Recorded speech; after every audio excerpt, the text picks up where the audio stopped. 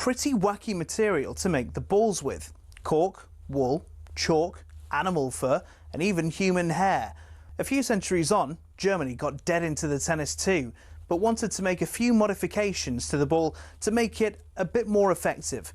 Around this time, an American chemist had just created something called vulcanized rubber.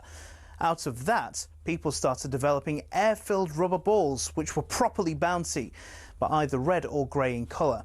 These were manufactured in Melton Mowbray. That's right, the home of the pork pie. One problem, the balls kept on breaking on impacts with the racket. The call of new balls please seemingly coming over every other point. Step forward English lawyer and tennis enthusiast John Moyer Heathcote, who suggested balls be covered in flannel to stop them from degrading. And thus the modern-day tennis ball was born. But these were white or black, so how did they become yellow? Well, in 1967, the controller of BBC Two, one Sir David Attenborough, decided the corporation should show Wimbledon on colour TV. He got his wish and it was wide into people's homes across the country. The only sticking point, the white balls were nearly impossible to see on the screen. So the International Tennis Federation, sensing an opportunity, started developing a new ball that would be visible even without the need for 4K LED displays. Not that anyone had that in the late 60s.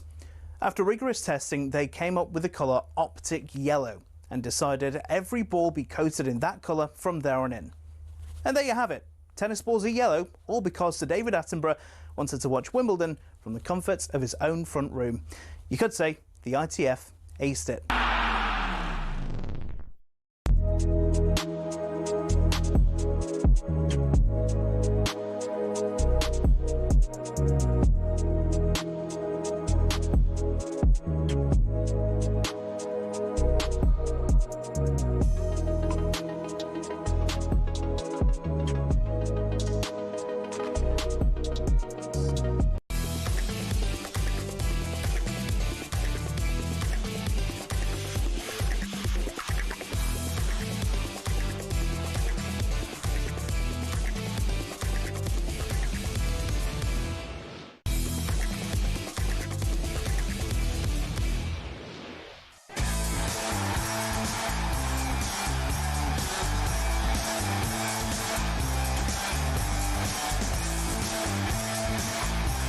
Hello there, good morning. Welcome along to the Weekend Sports Breakfast here on talkSPORT with me, Shebahn, and former Chelsea striker Tony Cascarino. Good morning. Coming up under the lights at Elland Road, Antoine Semenyo scored a huge goal to keep Manchester City's title hopes going.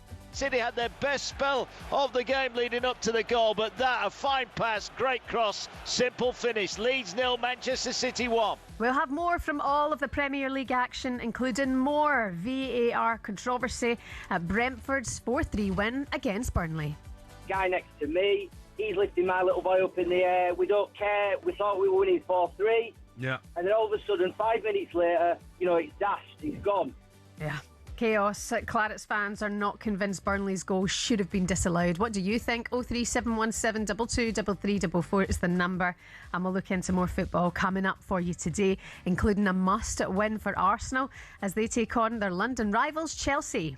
We're bringing to you something called a quadruple, something that the Premier League has never seen. You've got to be honest, Arsenal right now are the best team in the world.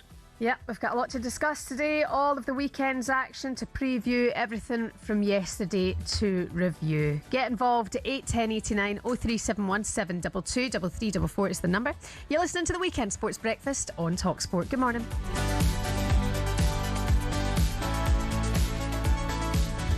Good morning, Cass. Hi, Shebahn. You're having your technical issues again? Yes, I know, all these digital and not knowing the codes to an iPad that I've got sitting next to me. Thankfully, Sam's run in and just put it all back on for me so I can see the running order. Otherwise, I won't have a clue what's going on. Have you noticed now that to get an appointment with, I don't know if it's the same with your GP, you now have to do it all online?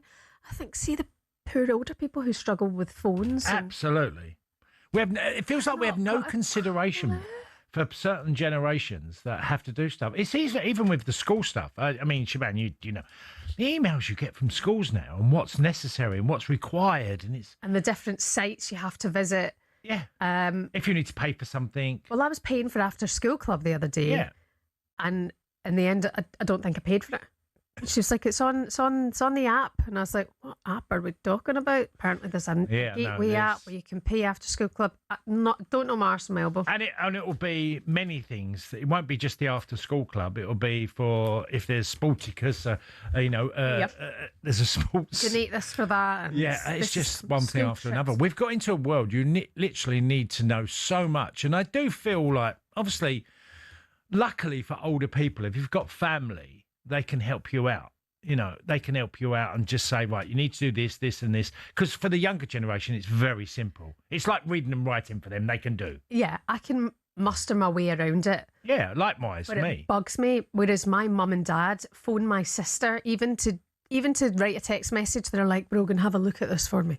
They struggle with that. So the generation ahead of them must struggle so much with this. Absolutely. And also the banking stuff. The banking, then there's the scams that you have to worry about. All these things that are in our mindset of like, and I'm luckily for us, my mum, we take care of everything that's, especially bill-wise, we take care of because we can't leave her because if someone phoned her and, it was a scam, she wouldn't have a clue. Just imagine your ma was the woman who thought she was getting married to Brad Pitt and he scammed her out of like 250 grand recently. Now that I'd be like, no, mum. Yeah. That's low. Yeah, I know. Brad Pitt's I know. not trying to marry you. So how have you managed to find your way on Instagram? No, but it is a minefield, Shebahn. I know. The modern life is a minefield. Why did we go on to that? I don't know. You started it. Did I? I don't even know. iPad chat. There you go. And by the way, I'm a lucky woman because every Saturday and Sunday morning I get to put my fingers in Cass's ears to plug in his headphone as well. Well, it's easy for you because you can fix it so quickly. You can do it in seconds that I have to fiddle around because I can't see. I haven't got a mirror in front of me. I've actually wiring it all in properly. But yeah, so anyway, that's how we got there. Listen, there was so much to talk about from yesterday, but before we get there, on yesterday's show we were joined by Henry Winter and he was speaking to Cass and mentioned Cass's sending off at Ellen Road a number of years ago. We went into the ad break and Cass turned to myself and producer Sam and went, I don't know what he's talking about. I never got a sending off at Ellen Road. We were like, really? And then I did say, I said, if you had a £100 bet with me, I definitely didn't get sent off at Ellen Road. And then your man Mark Kennedy mentioned again, Cass, you'll know what it's like, Ellen Road, under the lights. And I'm thinking, he thinks Cass got a sending off at Ellen Road as well. Well, sure enough, there is footage of one of the worst elbows you'll see on a player.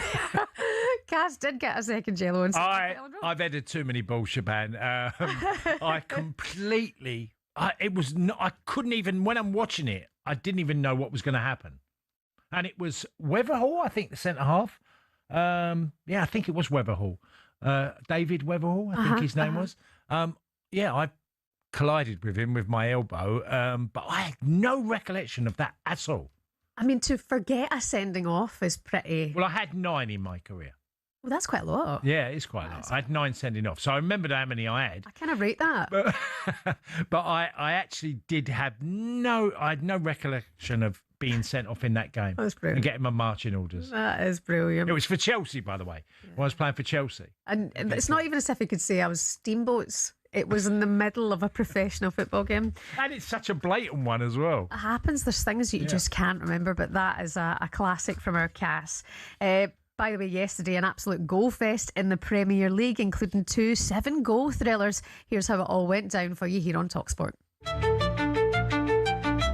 Premier League is a goal fest this afternoon. It's in by Evan Nielsen. The goalkeeper came out, completely missed it. It's Bournemouth 1, Sunderland 1. It's Newcastle 2, Everton 3. Barry's just come on a sub and bundled the ball over the line. Burnley 3, Brentford 4, and Damsgaard's got his second of the game in the 3rd minute of injury time. But what a game, 4-3 to the away team, amazing. Liverpool 5, West Ham 2, and it's Frimpong, the substitute, who's got it. And it's on to Ashley Barnes, and they pulled it back again, and we're all square with possibly the last kick of the game. There is a wait here, there's a bit more of a check. Oh, they cannot rule this out, they can't, surely. After review, with 35, accidentally handles the ball. Decision will be defensive free kick to Brentford. There you go. The goal will not count. There's full time. What a thrilling game. Burnley 3, Brentford 4. Extraordinary drama, extraordinary game. It's Leeds 0, Manchester City 1. Antoine Semenyo has fired in from close range. It's a beautiful pass down the left from Cherky. Back within 2 of Arsenal. It ends here, Leeds 0, Manchester City 1. What an afternoon of football. Yep, a lot to get into now. The early game was live for you on talkSPORT at 12:30. It was Bournemouth 1, Sunderland 1. Yep. And then an absolute cracker. A great game of football. Burnley were beaten by Brentford 4-3. Burnley bringing 3 goals back into it. Unbelievable stuff, but a very controversial second half. We're going to get into it with Cass in a minute. Liverpool beat West Ham 5-2. Big win for Cass's Liverpool, but a big blow to relegation threatened Hammers. And Newcastle were beaten by Everton 3-2. Another disappointing one for Eddie Howe's side. And then last night, Leeds 0, Man City 1. Again, a little bit of controversy going on there as well. Let's start with Leeds Man City, Cass. What did you make of that performance? Great first half from Leeds. Leeds absolutely came flying out the blocks. And the energy, cool City problems. Calvert-Lewin had a fabulous chance at 0-0. And it just goes to show you, Shebahn, if you don't take your chances against a very good side, you're going to pay the price. And they did. And I'd add on to that this is one of the issues for having that style of play that Leeds did. Once they started to lose their energy after about an hour, City just took total control of the game.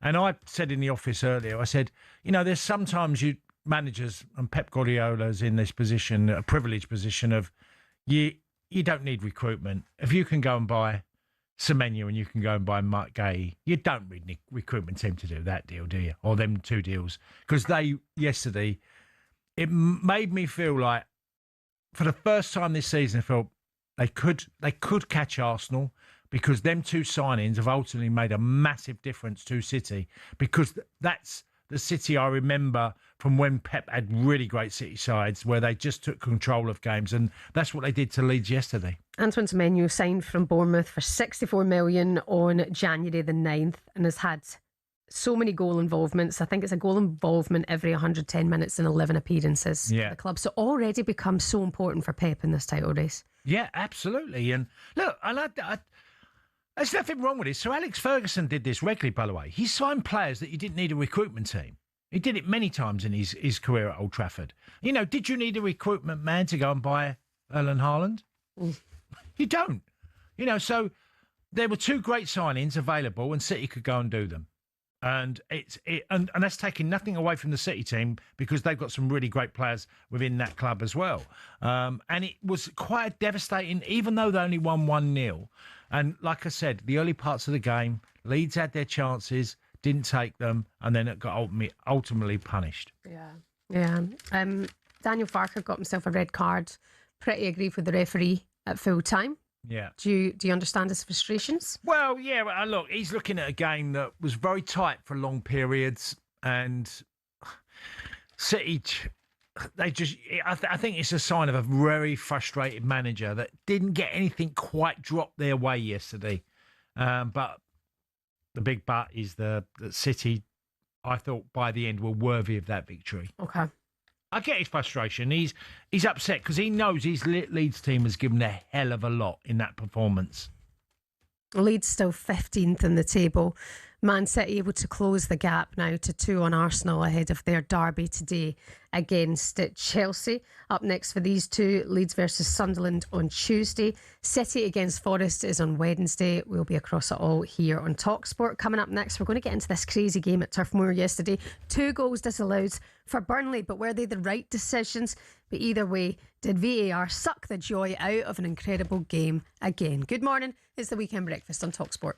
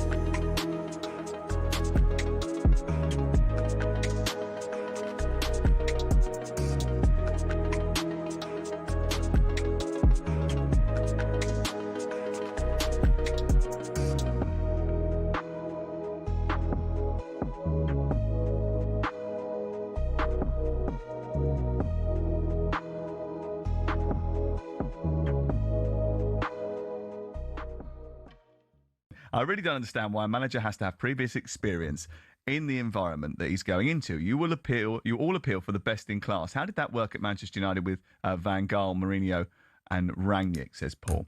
And morning, guys. Well, 2 of them won trophies. Southgate could only handle the British players.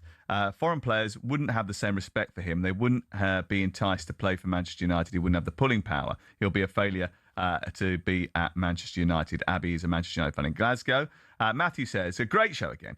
For me, Southgate is the next Crystal Palace manager, potentially European football again next year, has potential to do similar to what Emery has done at Villa and take them into the top 4 contention. Supportive chairman and his former club, says Matt in Glasgow. That's the level.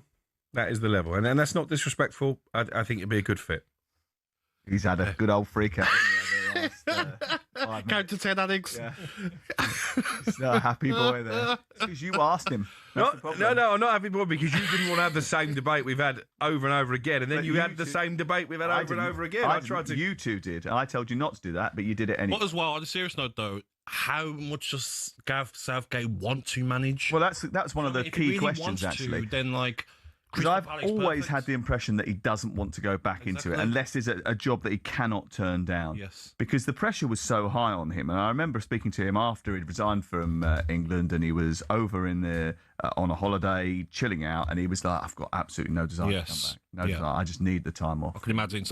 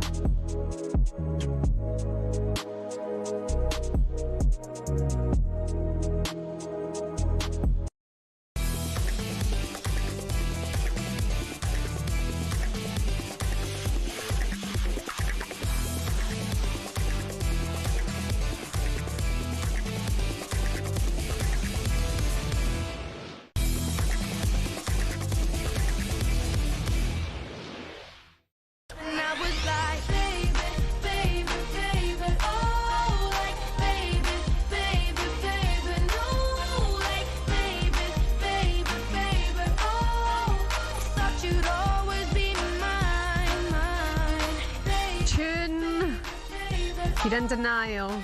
Don't worry. Even Cass likes this song. Wee bit of Bieber.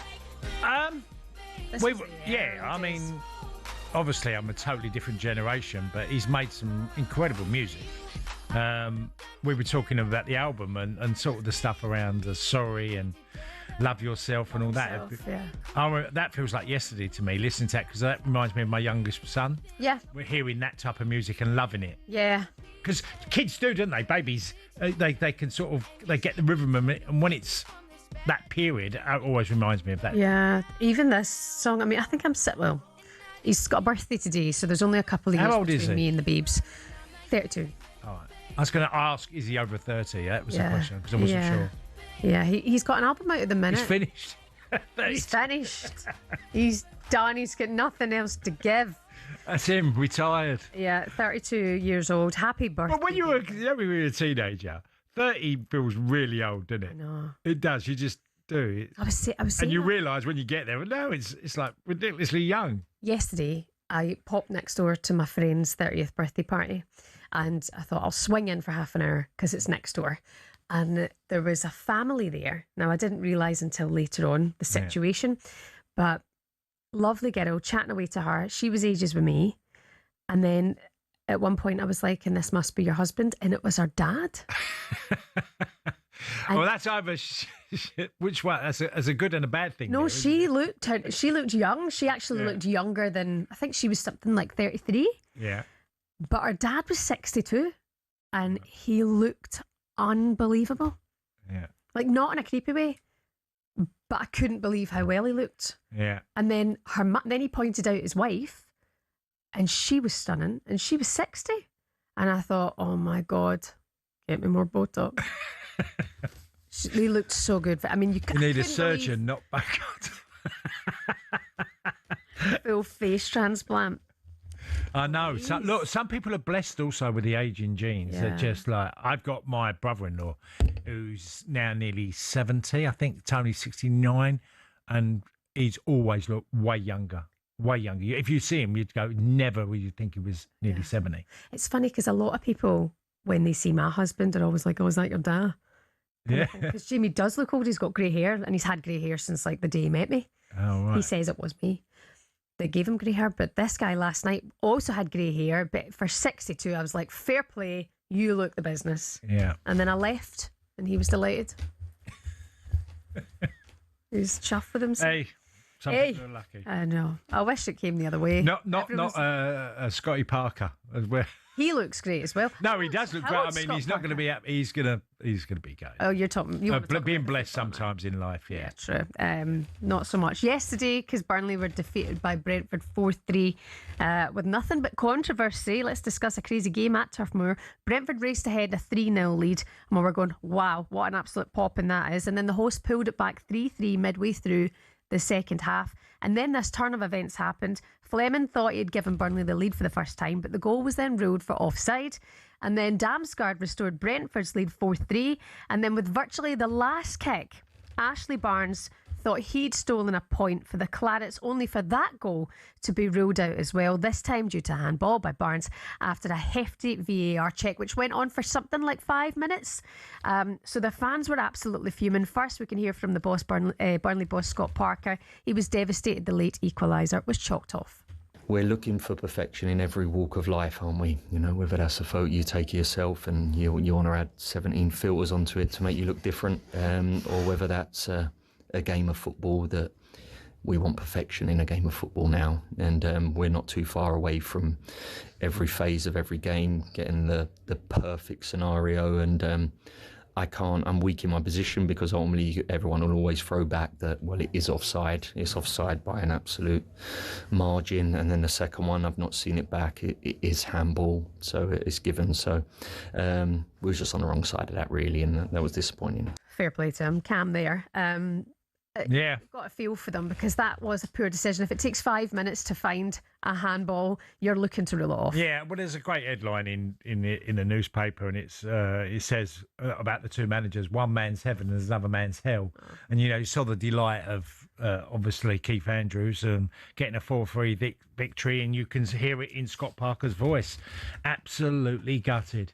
That and I got to be honest, Ashley Barnes one, it's really, really hard, even watching it for 3 or 4 times, 5 times, to really say that's a handball. That's a really weird decision for me. And it is, and Scott's absolutely right. We live in a world of perfection. Everything is, it's. Remember, you're giving a spot kick from 12 yards out if it's a penalty, okay?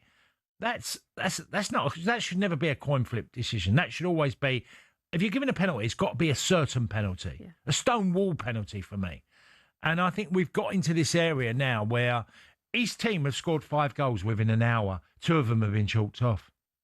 And yeah, okay, it's a tad offside. Yeah, I get okay. And then you go into, it's debatable whether it's a handball.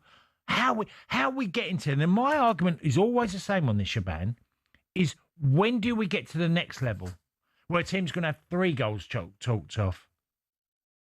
That's where we'll end up. We'll end up with saying that unless it's, there's always going to be some reason, and we're having all these new rules going to be looked at of whether we're going to be looking at corners soon, and then we're going to be looking at throw-ins, and then we're going to look at goal kicks, and where does it all end up, all this? Yeah, and VAR should be improving the game, and it's not. If you're at Turf Moor yesterday, and you think possibly you could have won that then 5-3, or sorry, 5-4, you're coming away feeling so deflated and with no interest or love for the game because it's all been sucked out of it.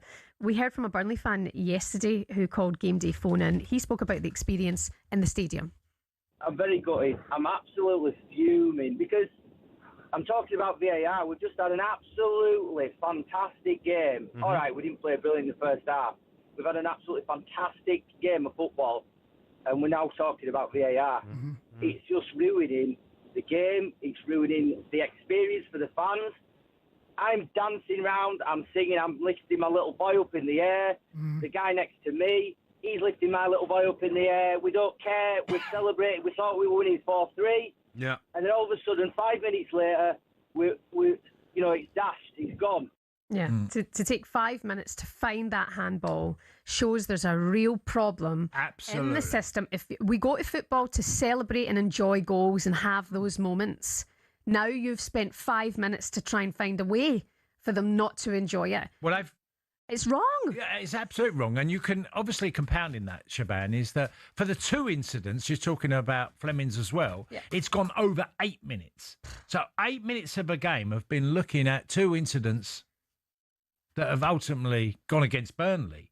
And I just don't get how we're going to continue in this vein. I don't see a bright future. I'm only seeing it getting worse, to be honest. IFAB are constantly now going on about, cutting down the time for time wasting and getting that down, and then look at VAR and the time that they spent yesterday looking to roll out joyous moments for fans. Yeah. They're ruining football, and we are doing our best to try and get on side with it, but moments like that yesterday, you've got to be on the side of the fans. Well, goal line technology works because it's absolutely spot on and it's seconds. Yeah. It's not like it's taking minutes, because what you're doing, you're just re-looking at something and then seeing if you can find a way of chalking it off. Yes. That's what we're doing. On the flip side, well done to Brentford. They've been playing great football. Keith Andrew's been exceptional. Damsgaard back in the team is a big thing, because Damsgaard's been out a bit of late. He had a bit of an issue. And he's the most strangest footballer, Shebahn, because you look at him physically, there's nothing of him on him. He hasn't got anything on him, and he's very skinny. He's nothing that you'd imagine in the modern day footballer of being muscular. But boy, can the boy play. Yeah, brilliant game all the same. Feeling for the Burnley fans today, 03717 223344 81089 if you want to share your thoughts on that. It's the Weekend Breakfast. Coming up next, we'll discuss a dramatic day in the EFL.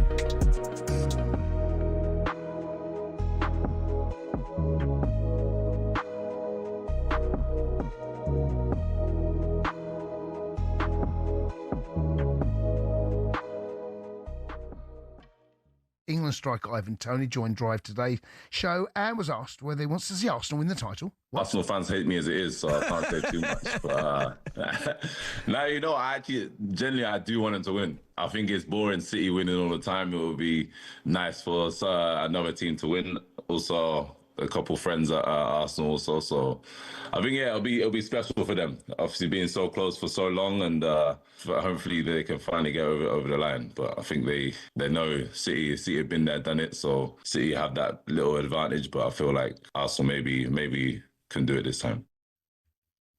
Yuck. That's what I'm going to say. Do not want Arsenal winning the title. I'm a Chelsea fan, right? It's the way it should be, right? It's the way it should be, Dina. Don't look at me like that. I don't want Arsenal winning the title, mate. All right? I've said all season they will, and I fear I'm going to be proven right. All right? I don't want to win the title. Right. I thought the massive London derby was Spurs-Tottenham. Spurs-Arsenal. Yes, right? They're North London derby, yeah.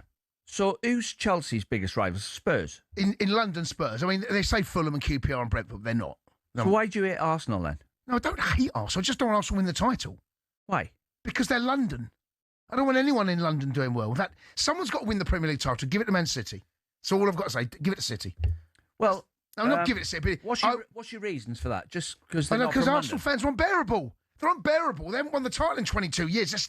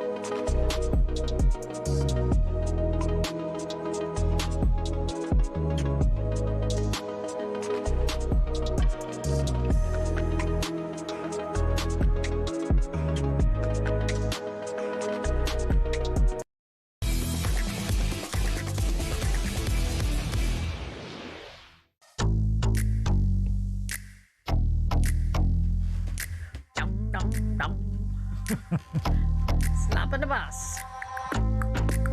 Good morning. It's the weekend breakfast here on talkSPORT with me, Shebahn. I don't know. It's not. Is that from a movie? Slapping the bus, man. Slapping the bus. I have no idea. You've lost me there on that one. No? Okay, cool. Let's move on. Some of your headlines you're waking up to this Sunday morning. Coventry City moved 8 points clear at the top of the championship with a 2-1 win over Stoke. Jack Rodoni with the dramatic stoppage time winner for Frank Lampard's side. Pakistan beat Sri Lanka by 5 runs in the T20 World Cup Super 8s, but missed out on a semi-final spot on net run rate. And Super League champions Hull KR fell to a 58-6 defeat to Leeds Rhinos in front of an international crowd in Las Vegas. It was live for you on talkSPORT 2 in the early hours of this morning. Oh, here they go again. They're through. It's Cooper Jenkins again. He's going to double up. Look at the speed from the big fella. 2 in 2 minutes for Cooper Jenkins. Wow, what a try, what a finish. 58 points to 6. If I was Hull KR here, I'd run down the tunnel and look for the first plane out of Vegas and get me sent home. That's woeful defensive again, isn't it? Woeful. Oh, is it? Who's going in and out here? Litton and Lewis. Jeez, 2 England internationals. A night to forget for the Super League champions. Yeah, absolutely. Erase it from the memory as quickly as possible. Best co-commentary accent of all time. It's great. That's 2 internationals. I love that. Absolutely brilliant. Out in Vegas as well. Do you see it ever getting to the point where rugby can take over in the US? I never know. America's such an odd country in many ways that you can never call it. But it's great for rugby, isn't it? Yeah. Great for rugby if it does take off in some way. Yeah, especially in Vegas. Well, I've had many visits to Las Vegas, many. Apparently, it's like a fortune now. Yeah, a fortune. I didn't go, not this year, but the year before, because I priced it all up to play the World Series in poker, the main event, which is a $10,000 entry fee, and I priced it all up that I'd probably need more 30 to go, 30,000. I just thought that's ridiculous. That's insane. Yeah, it's just ridiculous money to pay, and. Like you said, Shebahn, the thing, I got to the hotel, and this is going back about 5 years ago, just a quick one here. I went to the hotel, they charged me. I said, would you like to use the gym? And I went, oh, okay, yeah. Didn't think much of it. I had a $55 gym rate per day in my hotel. And of course, like you do, you go there and you don't really use it a lot. I didn't even think it would be that. I thought it might be a $10 a day. It was $55 a day. So I spent 2 weeks there, and I basically, 20 times $50, it was $1,000+ plus the VAT or the tax on the Vegas tax on top. And about $1,200-$1,400 for a gym to use that I didn't use for 2 weeks. Oh, that's a seconder. That is a seconder. That's my current. I was shocked. You know when you read the bill and you get, what is that? What is that there? And they went, the gym is $55 a day, plus taxes, plus local taxes. Well, there you go. There's a lesson learned. Didn't even think of it. The gym. Yeah. Well, that's down to me, innit? I didn't even stupidity of not even thinking, well, how much is that? And did you get heavier when you were there? Because that would have really cut deep. Did I get heavier? I don't remember weighing myself. Obviously back a couple of pounds heavier. Let's go to the EFL, shall we? We mentioned Coventry, now 8 points clear after beating Stoke 2-1 yesterday. Your Millwall Cast, they got 2-0 away win at Preston to move third in the table. There were also losses for Leicester again and West Brom again, who are now truly in relegation scrap. Let's get more on yesterday's action with host of talkSPORT's EFL Fan Network, Dan Fudge. Good morning, Fudgy. How are you? Hi, Dan. Morning, Shebahn. Morning, Cass. You all right? How's it going? Yeah, we're good. I mean, look, there's some big talking points from yesterday. I mean, I thought Wrexham getting a result at Charlton that's really sort of nailing that playoff spot for them, because they've really had an upgrade in results in recent months. But Millwall, fantastic. Southampton, incredible run. Tell us where you want to start, Dan.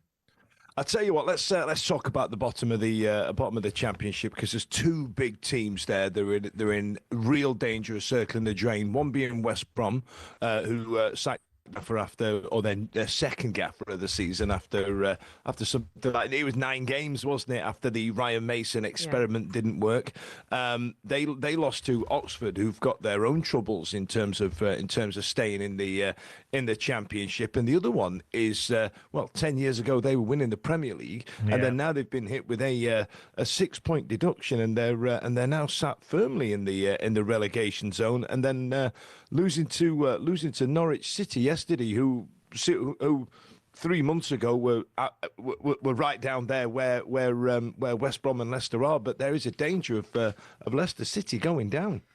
Yeah, it seems quite scary. It's amazing, Dan, isn't it? If you get things wrong and spectacularly get them wrong, this is where it can end up. Yeah, absolutely. I mean, it's not like Leicester are in a false position either because of the points deduction. They're down there because they've been playing rubbish, and there's no real other way of wording it. For example, it's widely documented just how much money some of these players are on, and there's chat about disruption in the change rooms and infighting and 90 grand a week and Championship level and League One and Leicester are a club in complete disarray, and to fall from grace as they have is nothing short of spectacular, but in the other way of meaning that. So what happens then, Dan, if they are to go down? I mean, touchwood, Leicester fans, with these lack of relegation clauses in contracts and these huge wages, what do you think will happen with these players? Well, this is the problem. So you're right. These relegation clauses aren't part of a lot of contracts, but there's I want to say, fortunate way of saying that some of these players will simply quite simply not playing League One. Yeah. So there is an element to that. But I feel like if they don't get these players off their books, the club is running the gauntlet of imploding at some point, because a club at the third tier of English football can't sustain such a wage bill. Yeah. And I worry about them. I really do. Being a Sheffield Wednesday fan myself, we've had our run-ins with our tight ownership, and there are some cultural differences that sometimes get spoken about.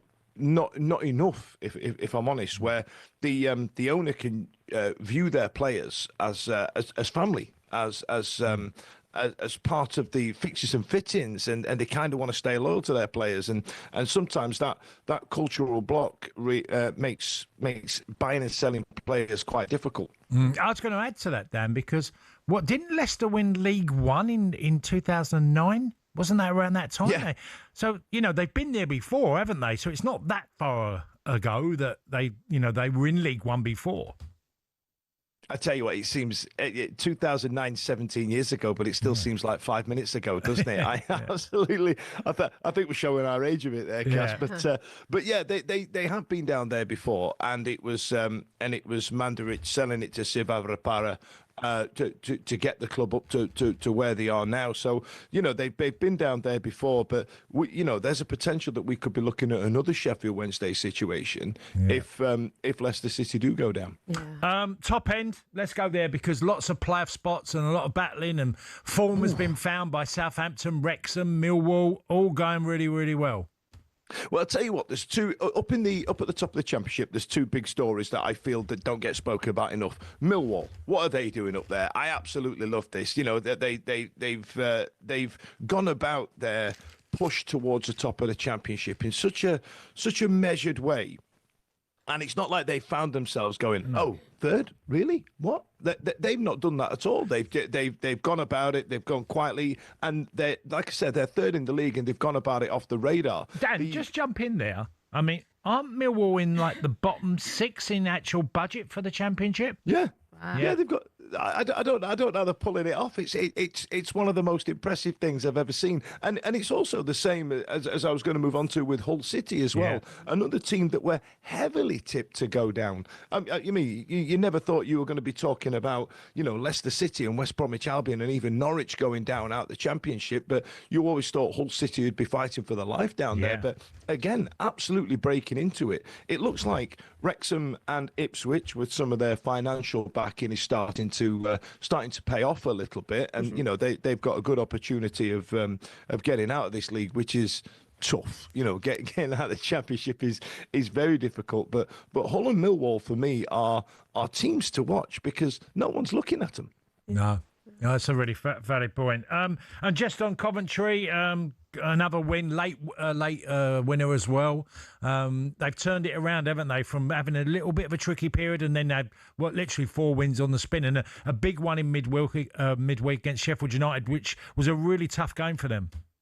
Yeah, that one looked like an absolute barnstormer, didn't it? And you're dead right, Cass. They did wobble somewhat through January. But they seem to have got their act together a little bit, and to be fair, Cass, it's theirs to lose. They've been at the top of the league the entire season, and if they fall away over these next coming months, they've only got themselves to blame. And I personally think that Frank needs it, because I think he's got a few monkeys on his back in terms of getting over the line that he needs to eradicate himself. And I feel like this will, this promotion, if he manages it, will eradicate some of those demons that he's got. Yeah, and we were talking about it yesterday as well. Dan, will he stay with them? Will he be with them in the Premier League? Would he get an opportunity elsewhere? It's wonderful stuff. Listen, Dan Fudge, thank you so much. Never a dull day in the EFL, that's for sure. Cheers, Dan. Bye-bye. Take care of yourself. Our talkSPORT EFL fan host there, Dan Fudge. Really good. That was really good. Yeah. And a lot of stuff happening. And look, I know we've talked really mainly the Championship, but there's some great stuff going on in League One as well, Sure. in League Two. Bromley got a win and they needed it. And then Lincoln and Cardiff absolutely flying in League One. Yeah. A pair of them. Even an extra time when I was driving in this morning, hearing our team talk about non-league. Even that's just an amazing title race and relegation scrap as well. So it's all kicking off. Here's what's coming up for you on talkSPORT today, 9 o'clock this morning. It's the Sunday edition, as ever, with Henry Winter alongside Sean Custis, a very special guest in the studio today. Former Villa CEO Christian Purslow is going to be with the guys here on talkSPORT on the Sunday edition with Henry and Sean from 9. And then 11 o'clock, the warm-up with Max Rushton and Barry Glendenning. Half one going all around the grounds with all the goals from the Premier League and beyond. We've got updates from Arsenal, Chelsea, kicking off at 4:30 this afternoon. And then, of course, we've got the Old Firm as well to stay across up the road in Bonnie, Scotland. Then Majestic and Alan Pardew taking your calls on the weekend's action from 6:30. And then it's the Trans Euro Express seeing you through your Sunday night at 9 o'clock with Danny Kelly. Stay across it all on the talkSPORT app. And coming up next, we'll get into today's back pages. Good morning.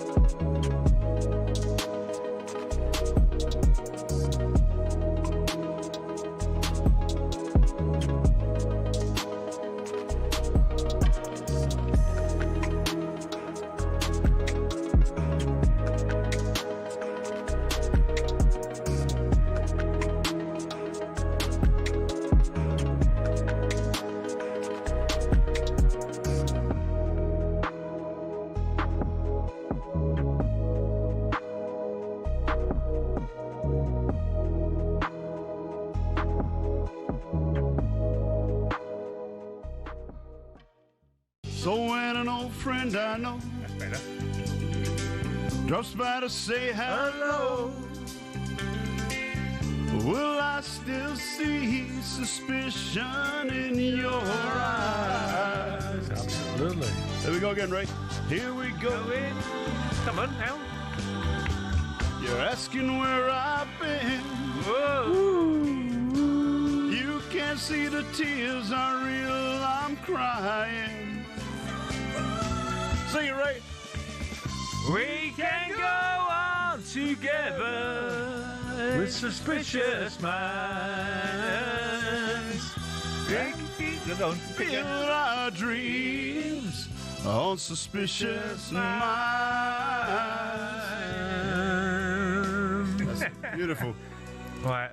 People can put the radio back on. I just want to hear the bit in the ghetto from the man himself, Elvis. This is a classic.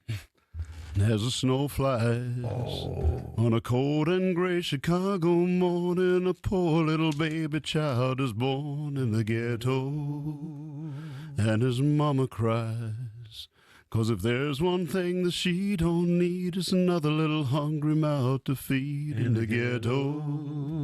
People, don't you understand? A child needs a helping hand, or he'll grow to be an angry young man someday.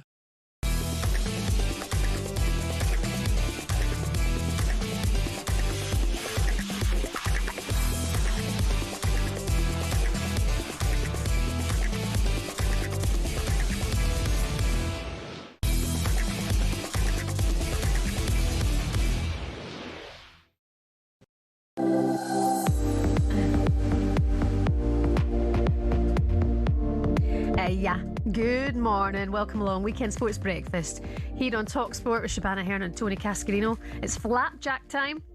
He's getting stuck into his little... Well needed. Yeah, no, we needed a little protein bar this morning to keep us going. Harry Kane scored 2 second-half goals as Bayern Munich came from behind to beat Dortmund in a thrilling match and move 11 points clear at the top of the Bundesliga. Harry Kane, some man for one man. The England Lions squad are following official advice in the UAE after Iran launched this attack throughout the Middle East in response to America and Israeli strikes across its territory. Now, if you want more on this, it's huge news this morning. Swipe across on the talkSPORT app to either Talk Radio or Times Radio. They're all across our sister stations on Talk and Times to keep you posted on everything here in the Middle East. In the Middle East. And also, Lamine Yamal scored a landmark first hat-trick of his career as Barcelona beat Villarreal to ensure they will stay top of La Liga. More on this on our website, talksport.com. What's up? I was going to just say to you, do you know that Harry Kane has scored every penalty he's taken in Bundesliga? Do you know how many that is? None. 24.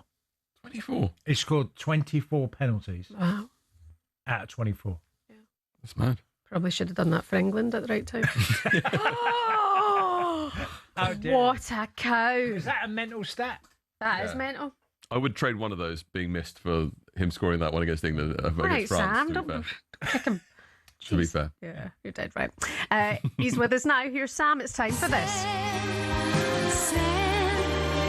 You know where I am.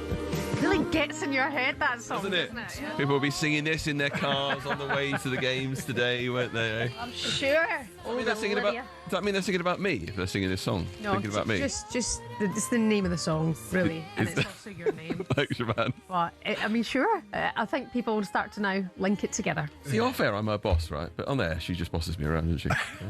I think that Shebahn's quite feisty, isn't she? Oh yeah. No. Fine. No, she's good to me. She's good to me. Yes. You're both good to me. I just gave you a flapjack. Now shut it.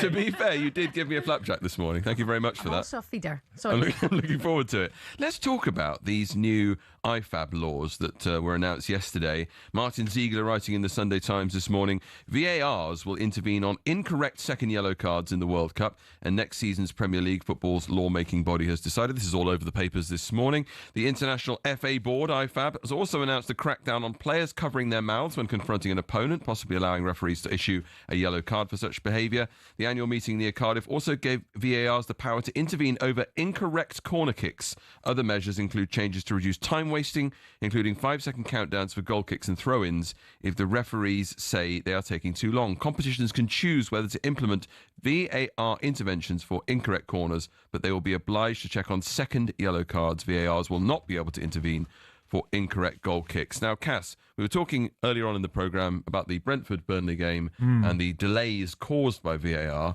Are these improvements as far as you're concerned, or is this just further tampering to things that don't need tampering with? No, just keep going. Regulations, more rules, great, fantastic. Yeah, great. That's what the people want. Yeah, it's what you want to see.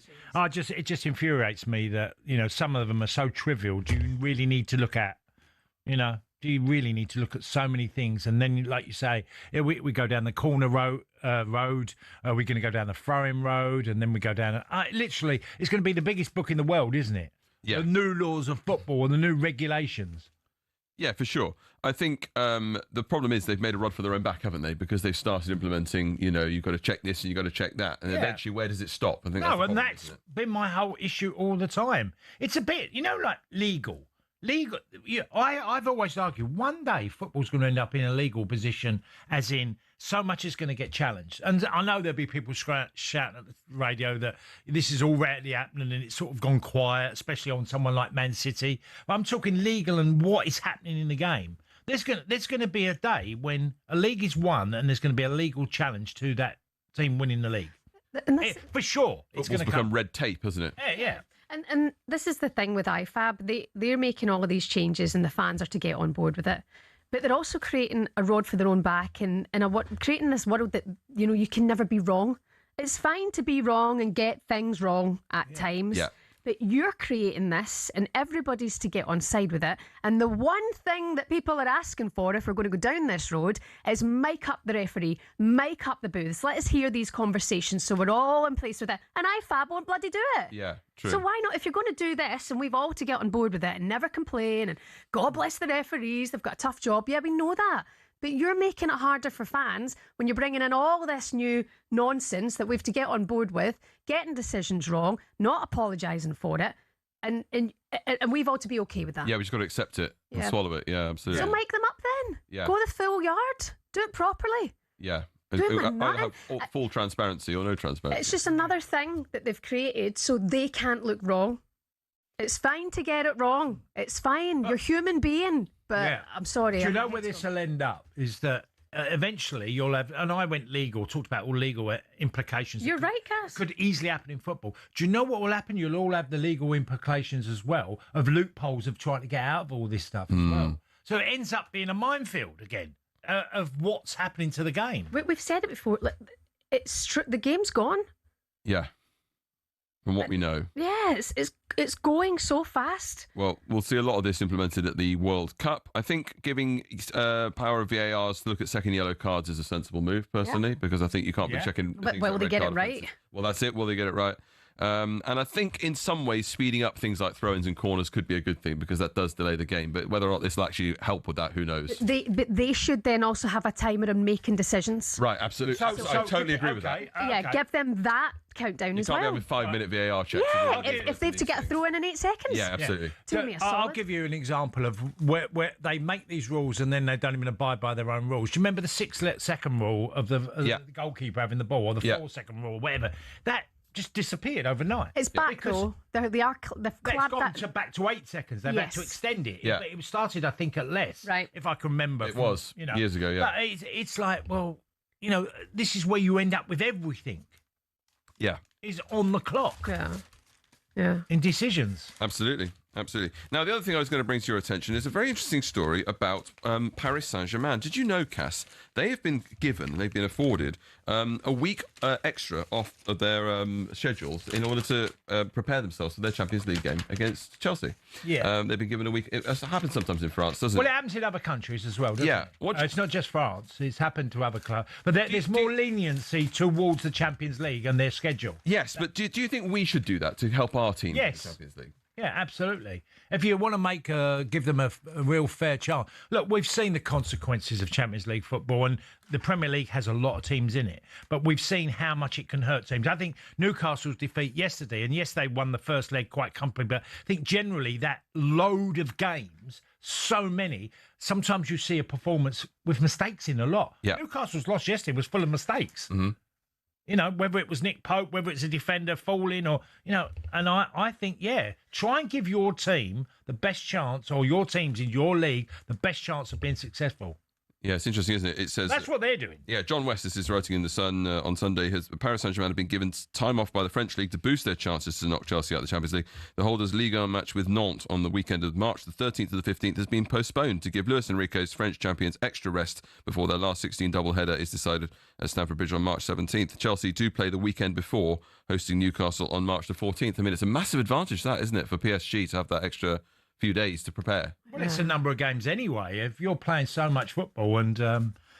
like I said, I think the Premier League has to get in line and just give your teams the representatives of our league, the Premier League, the best chance of being successful. Hate to say it, and to be defeatist, it won't happen. Not in space in the calendar, is there? They're just going to add more games. Yeah. Sam Stevens, thank you very much. A look at today's back pages. You're listening to the Weekend Breakfast here on talkSPORT. Coming up for you, we'll build up to a huge day up the road in Glasgow. And of course, the Premier League action on the way for you today as well.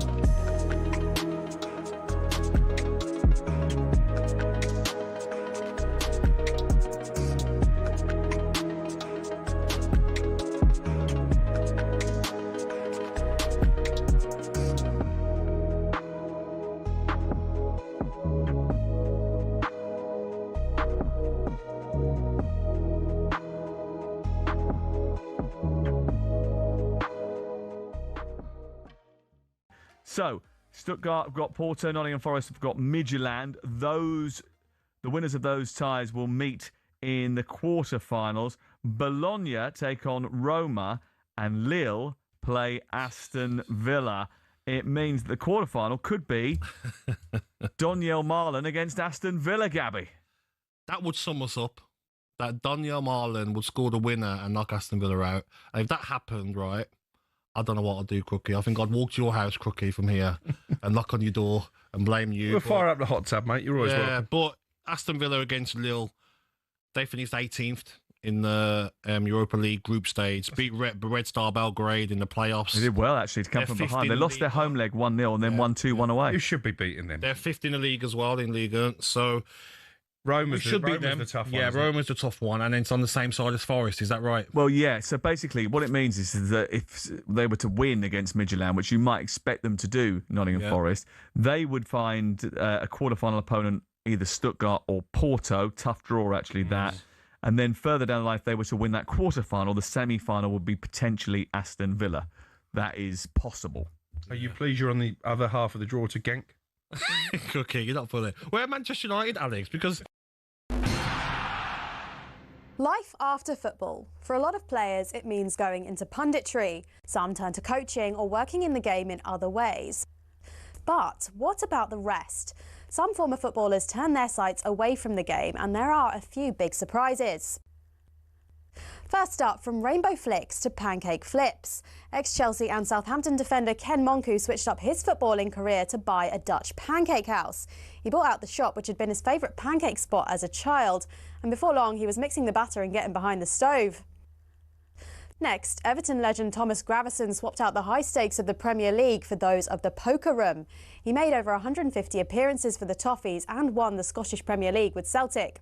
Turned out the Danish international was pretty darn good at poker. He racked up a reported £100 million from his Las Vegas adventures. Remember former Chelsea goalkeeper Petr Cech? Turns out football nets weren't the only goals he was pretty handy in front of. After retirement, he became a goaltender in ice hockey. Same skills, very different surface. And he even won a Division 2 title with Guildford Phoenix. For ex-Liverpool centre-back Daniel Agger, it wasn't just fancy footwork that was in his blood. He was also pretty good with his hands. The Denmark international turned to tattoo artistry after he hung up his boots. He'd qualified as a skin artist while at Anfield, and he then became the co-owner of his own tattoo company as well. It's not all glamour for ex-pros, though. 1966 World Cup winner Ray Wilson set up a very different kind of business. He became an undertaker after he retired. Finally, not many people can say they've won both a World Cup and starred in an Oscar-winning film. In fact, there's only one person in the entire world who can say that. Frank Leboeuf, the former Chelsea defender, was part of the 1998 France squad who won the World Cup. He ended up marking Brazil's Ronaldo in the final and helped his side to a 3-0 win. But Leboeuf had already begun acting on the side while he was playing football, and his biggest role came some years after his retirement when he landed the part of a doctor in the Stephen Hawking biopic The Theory of Everything. I embrace the career of acting, so I want to learn more. So seeing lots of movies is a part of my job. To be honest, with all the dramatic diving in the game these days, there's probably tons of ex-pros who've got the acting skills to make it in Hollywood.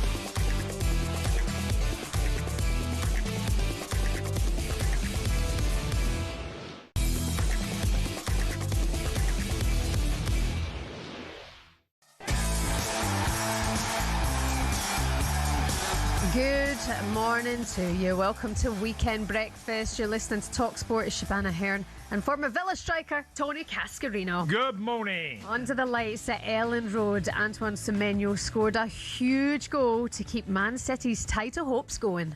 City had their best spell of the game leading up to the goal, but that, a fine pass, great cross, simple finish. Leeds 0, Manchester City 1. We'll discuss all of that and all of the Premier League action, including Everton getting that shock win against Newcastle at St James's Park. Stuart Atwell blows the final whistles, the boos round St James's Park as Everton pick up their 7th win on the road this season. And we'll preview all of today's action, including the London derby, Arsenal take on Chelsea. Liam Rosenior's coming into this one full of confidence. When I took over, we were 8th. We're now in the race. We've won 4 and we've drawn 2, and the 2 games we've drawn, we were in complete dominance of both games. That's the reality and that's the facts. Yeah, in the race for Champions League football are Chelsea. Huge show ahead today, 03717223344. And up the road, it's the Old Firm derby and what is the most exciting title race in Scotland for a long, long time. Get in touch with us today, 81089 03717223344. It's the Weekend Breakfast on talkSPORT. Good morning.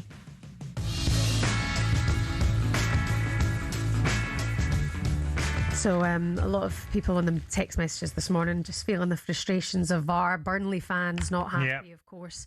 Understandable. You can completely understand it. I mean, Brentford are great, but to come back after being 3 goals down, I mean, a number of people had left at half-time to nearly win the game and have then 2 goals ruled off, and that handball ruled off thing was just, it feels wrong, the Ashley Barnes one. Lots of you getting in touch today. Good morning to Dom. He says, I just hope both teams play well and both sets of fans enjoy a fair game. Nah, no really. I'm on the Germs. The Gers. Did I just call them Germs? Gers. Come on, the Gers. A big game today in the title race in Scotland. You looking forward to the Old Firm today? Yeah, I'm always catching an eye on it. I mean, I'm heading to Fulham, so that game's on during... What time's the kick-off? Is it 12? Is it midday? Midday, yeah. So I'll be making me headway to Craven Cottage. But yeah, I always if I get a chance, and I'm sure it'll be on the TV in Craven Cottage, I can see at least the second half. Yeah, big game for Tottenham. They go to Craven Cottage this afternoon to take on Fulham. Spurs have failed to win any of the 9 top-flight matches in 2026 following last weekend's 4-1 thumping to Arsenal, despite Igor Tudor bringing some renewed hope. The pressure is on ahead of the game. He was asked if this is his toughest task that he's ever taken. Yeah, very tough, but this is what I said before. I don't change my opinion. It is how is it. So daily work, focus, raise in all things we need to do. Physical condition, mental confidence, performance, and waiting the players to come back. So we need to be focused on us, what we can do, less thinking about others. That's always good. Oh, Spurs. Good old Spurs. Cass, how do you feel this one will go today? Well, I think it's a really big day for Tottenham as a club because they're taking on a Fulham team that have had a decent run, had some good, there's some good players there now and that affect games. They've just got something about them, Fulham, that Jimenez has done amazing, considering, what is he, 34? I think Wilson has done great. There's been lots of good things that have happened at Fulham this year.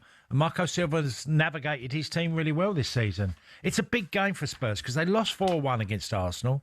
I thought they'd get beaten comfortably. Today, this is something, it's a London derby. OK, it's not one of the traditional London derbies, but it's a derby that go there with a huge Tottenham support there, and they're expecting their team to back. We always talk about the big clubs who are fighting to win the title, whether they got the bottle or whether they got this, what the qualities to go and win a big game. Tottenham need to show they've got a relegation fight in them and get a result. Have they got it in them? Let's speak to now content creator, big Spurs fan, Henry Wright, who's with us here on talkSPORT. Good morning, Henry. How are you? Hi, Henry. Morning, guys. How you doing? Yeah, we're good. I'm sure that you probably agree that a lot of Tottenham fans are looking at a team today and going, OK, last week happened. We didn't think you could get a result. This week's slightly different. Do you think this team have got the ability to go and put on a performance that shows everyone they're not a relegation team? Well, it's backs against the wall, isn't it? It's a massive game. I'm looking at the Fulham game and the Crystal Palace. This is must win for us. I don't think the Arsenal game is the right sort of barometer to judge Igor Tudor. I mean, they're the best team in Europe right now. If you look at current form, where they are in the cups, we are in a relegation dogfight. And I think when we had Thomas Frank, there was an expectation of he's done really well at Brentford with the resources he had. He come into us and he didn't really get backed massively in January. We brought in Igor Tudor, and now we're going into a Fulham team that have got players that can hurt us. Like you just said, Raul Jimenez scored twice in his last game against Sunderland, and Harry Wilson is on absolute fire right now. If we don't win today, I think a lot of fans are going to be checking out for the season like we already have. I mean, you think of the highs of May, winning the Europa League. I thought most people thought we'd kick on this season, and it's, to be honest with you, it's been absolutely horrendous, as you can imagine. If we don't win, going into that Crystal Palace game on Thursday becomes a 6-pointer for us. Yeah. Henry, can I ask you, do you think Spurs are any good? Like, simply, I don't mean that to be disrespectful, but it's a fair question. Because Jamie O'Hara was with us last week going into the North London derby, and he was talking about how even though Leeds are ahead of Tottenham in the table, Leeds are rubbish. Leeds are not. Leeds, even the performance last night, is so much better from anything that we've seen from Tottenham in the Premier League this season. It's not just Leeds, it's Forest, it's Palace, it's West Ham.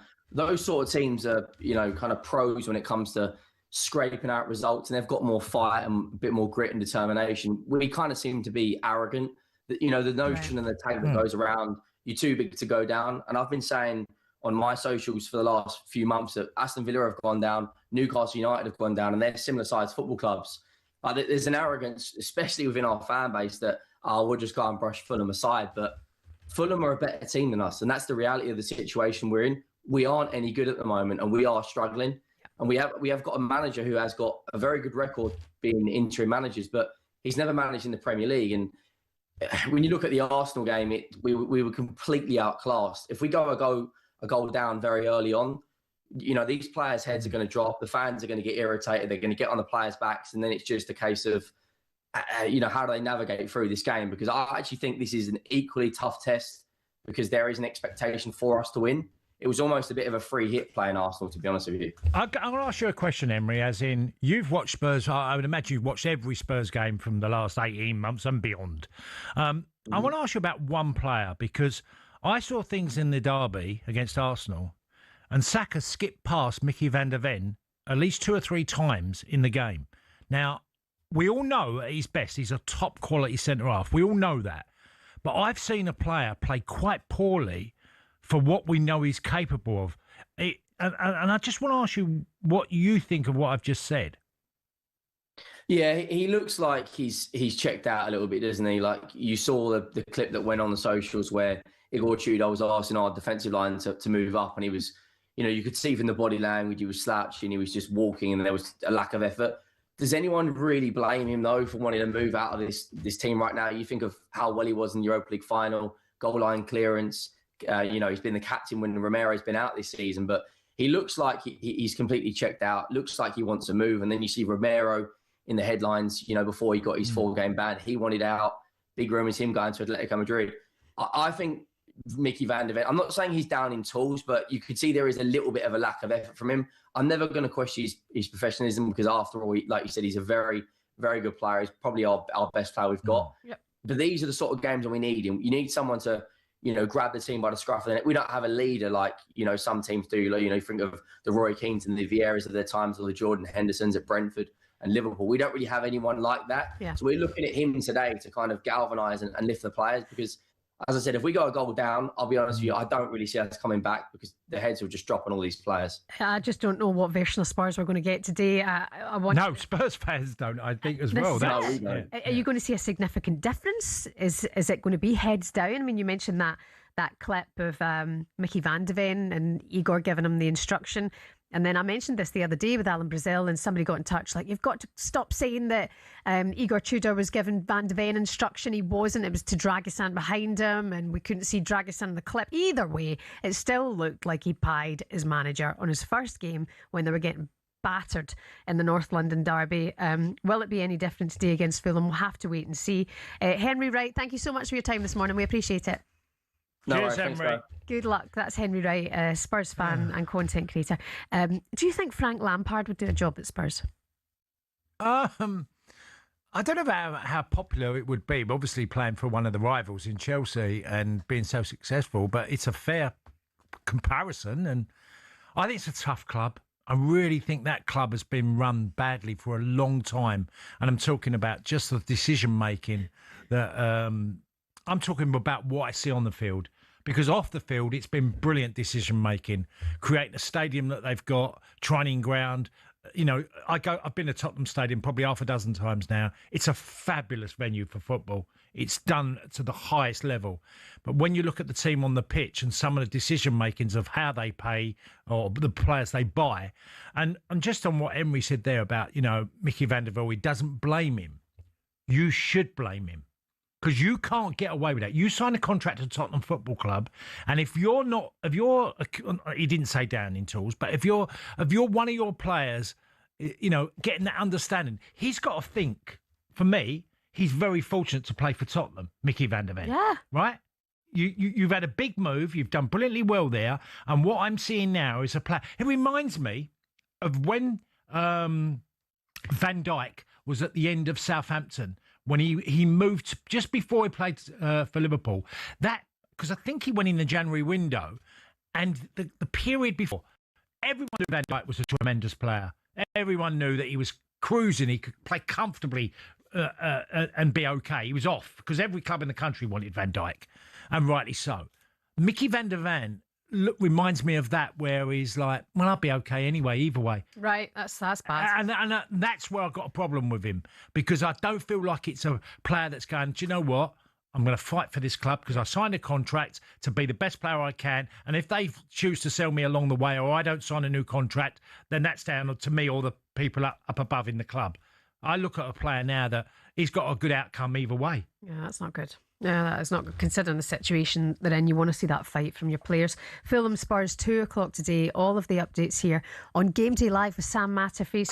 He's here from 1:30, going all around the grounds from the games today. It's time now quickly for this. I say I don't like cricket. Oh no. I love it. How do you feel about this? A VIP private suite for you and 11 friends this summer at the Oval for England versus Sri Lanka. The ODI in total luxury, all thanks to Pitch Experiences and us here at talkSPORT. You could be there going full VIP style. The ultimate summer day out. For your chance to win, text WIN to 83338. Texts are £2.50 plus your standard network rate. Or you can call this number 0343 418 7260. That's 0343 418 7260. And then the lines close on the 6th of March at 4 o'clock in the afternoon. We'll phone you. You have to answer the phone to be in with a shout of winning the competition. It's 18 plus, UK residents only. It's a talkSPORT promotion. All of the terms and conditions on our website at talksport.com. So for your chance to win, text the word WIN, WIN, to 83338 now. Coming up next, we'll discuss the importance of goalkeepers and look back on a big night at the Brit Awards.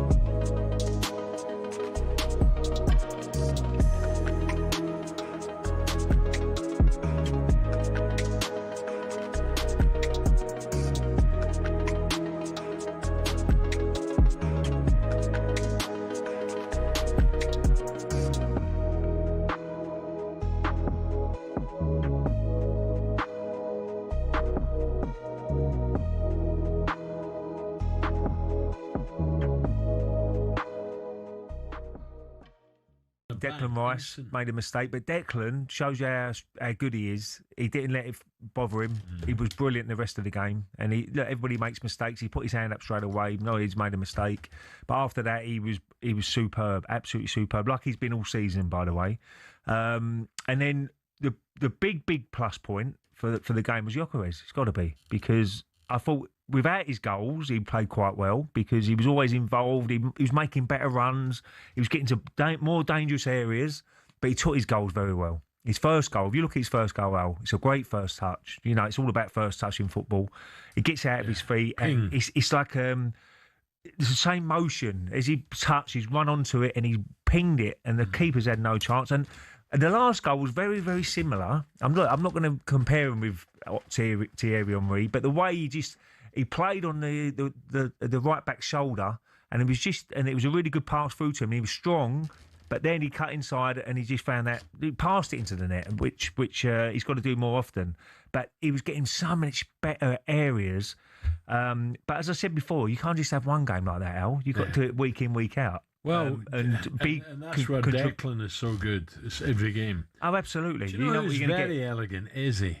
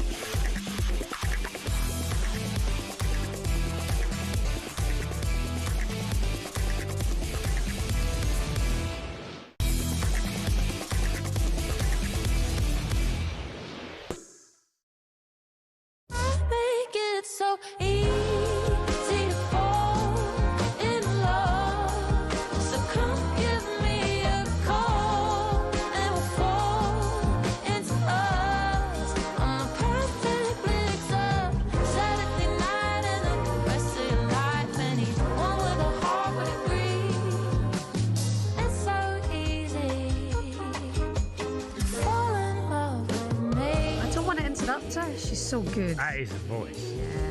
That is... Is it the girl you mentioned yesterday, Olivia Dean? Olivia Dean. Olivia Dean, yes. Olivia Dean, Did you just call her Oliver? No, I meant Olivia. Yes, yeah, Olivia Dean. I think when you drive home today, put the album on. Spotify the album. You know, when I first heard... what's her name? Oh, the great London singer from Camden. Oh, Amy Winehouse. Yeah, Amy. Yeah. When I first heard Amy Winehouse, I was like, wow. Yeah. That is unbelievable. And then when you hear a song like that, you're like, wow, what a voice. Yeah. What a voice. She was at the Brit Awards last night, Olivia Dean, one of the big winners also. She kind of took it all home, didn't she? She got Album of the Year.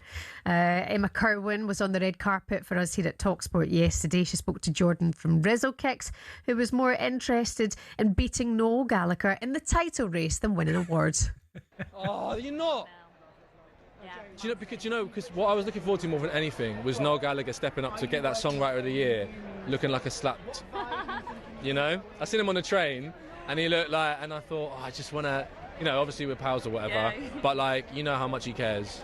Leeds beating him on the day, 1-0. Yeah. They're on the back foot. Mm-hmm. Anyway, who scored? We haven't seen, we just keep looking. Right. But there's a lot of Arsenal fans here tonight. Yeah, of course. Theo from Wolf Alice. Okay. He was gutted as well, just showed in the score. I'm going around breaking people's... It's fine. Tonight. It's fine. Oh, Rizzo Kicks there. Jordan from Rizzo Kicks speaking to Emma Kerwin. Yeah, I mean, you do just care about football some days, don't you think? If you see Noel Gallagher, I'm like, ha! Yeah. Get that into you, but it didn't work out. It didn't work out for our Jordan. No, it doesn't always work out for us, does it? Yeah, oh well, what's going to happen there? City's definitely in the title race. Of course, Arsenal play today.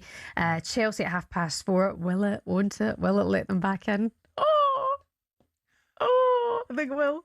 Yeah, I mean, look, Arsenal did a double over Chelsea in the League Cup. The second game, definitely. I mean, Chelsea had a chance of getting a result there. The first one, Arsenal could have won even more convincingly than they did. And look, one thing that Arsenal fans have got to do is absolutely, and I've seen it. They do it. You just back your team.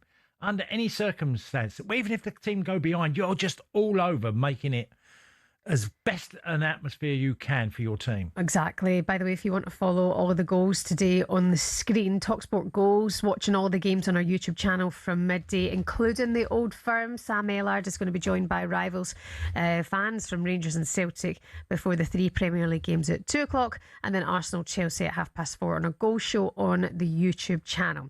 Now, the latest episode of How to Win the World Cup is now live for you. If you're getting yourself all up and ready for the summer, tune into How to Win the World Cup, available wherever you get your podcasts and on the talkSPORT app. This time it's Matt Ford. Giga are joined by one of England's greatest ever goalkeepers, David Seaman, to discuss the importance of squad harmony whilst you're away at a World Cup. Here's Seaman reflecting on his infamous error in 2002 when he was lobbed by Brazil legend Ronaldinho. I guess in a long and decorated career, there are ups and downs. Of course, there are. As a goalkeeper, you're going to make mistakes. You know, I've had a couple of like quite high profile ones. You know, and you talked about like how Beckham got treated. You know, and we've seen that in his documentary in '98.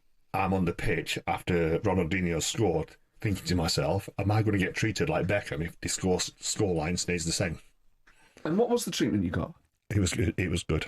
Yeah. You know, and I remember flying back home to Heathrow, and there was like a lot of fans waiting. And as soon as I got off the plane, they started singing my name. So it was a relief, if I'm honest. You know, because you never know. Yeah, I mean, it's such a famous moment, isn't it? Well, he was a top goalkeeper, David Seaman. Absolute, you know, one of the best. Definitely one of the top 5 ever that played in the Premier League. Top keeper, and he's right. It gets scrutinised so much, the goalkeeping position. Because, you know, if you just look at the top 5 at the top of the table, Shebahn, you go, Raya, it's been superb for Arsenal. Look, Man City did. They changed their kit. Edison was brilliant. And then the day he wasn't quite as good, Donnarumma came in. You know, so then you go down to Aston Villa, Martinez, goalkeeper was second choice at Arsenal, goes and wins the World Cup. Has done brilliant for them over the years. Man United changed their goalkeeper. Lamins has come in. He's brilliant. He's one of the massive reasons why you've got to 4th. Yeah. You know, and you look at Alisson just below them. You know, again, top goalkeepers. Goalkeepers are I mean, if we go back to yesterday, you know, and Nick Pope had a really indifferent game yesterday, and you can see the effects on a keeper when mistakes, because if you're a goal scorer, you go to a club, you need a goal early on. You need to get goals regularly, but you need a goal early on, a big goal to set you on the road. Goalkeepers are exactly the same. You need to make big saves as a goalkeeper early on because it's such a scrutinised position. Yeah, and that's the thing with Lamins. I know we're speaking about the World Cup there, but, you know, the decision to bring him in, because it was looking like it was going to be... Was Donnarumma linked? Yeah, I think it was a link. Was linked to Manchester United. Yeah. Martinez and Villa was linked. And Cine Lamins, you're going, okay, hold on a minute, because Onana was just having... nightmare after nightmare at Man United. We didn't know much about Lamins, but he's been so calm, like, for such a young guy to come in. And well, that happens sometimes. The pressure that was on Onana, you know, and he wasn't good enough, but he did his best. And you think of like that youngster to come in and do okay and just steer the ship. Well, but to be at a World Cup and make mistakes, you know, it can ruin you, but then you can also have a good moment and it can make you. Do you know what happens so often with goalkeepers is that they can be your number one, absolute number one. Yeah. He's our number one. And then if you make a few mistakes, suddenly they go to a number 2. And it's very hard for a lot of keepers to get back the number 1 spot. Yeah. Yeah. That's the trouble for a goalkeeper. Mm-hmm. You know, look at Ramsdale. When he was number 1, Arteta made a change, brought in Raya, but then he goes to being the number 1 elsewhere. He goes, and then he ends up being in the second at Newcastle. You know, Ramsdale then became the goalkeeper to back up Pope. But that's in a coin flip now. Yeah. Who's number 1 there? How to Win the World Cup, available now wherever it is you get your podcasts. You can also get it on the talkSPORT app as well. David Seaman, a very special guest in this one where you can listen to it. Now you're listening to the Weekend Sports Breakfast here on talkSPORT. Coming up next, we're going to talk about the title race. We've got Arsenal podcaster Sophie Nicolou with us next.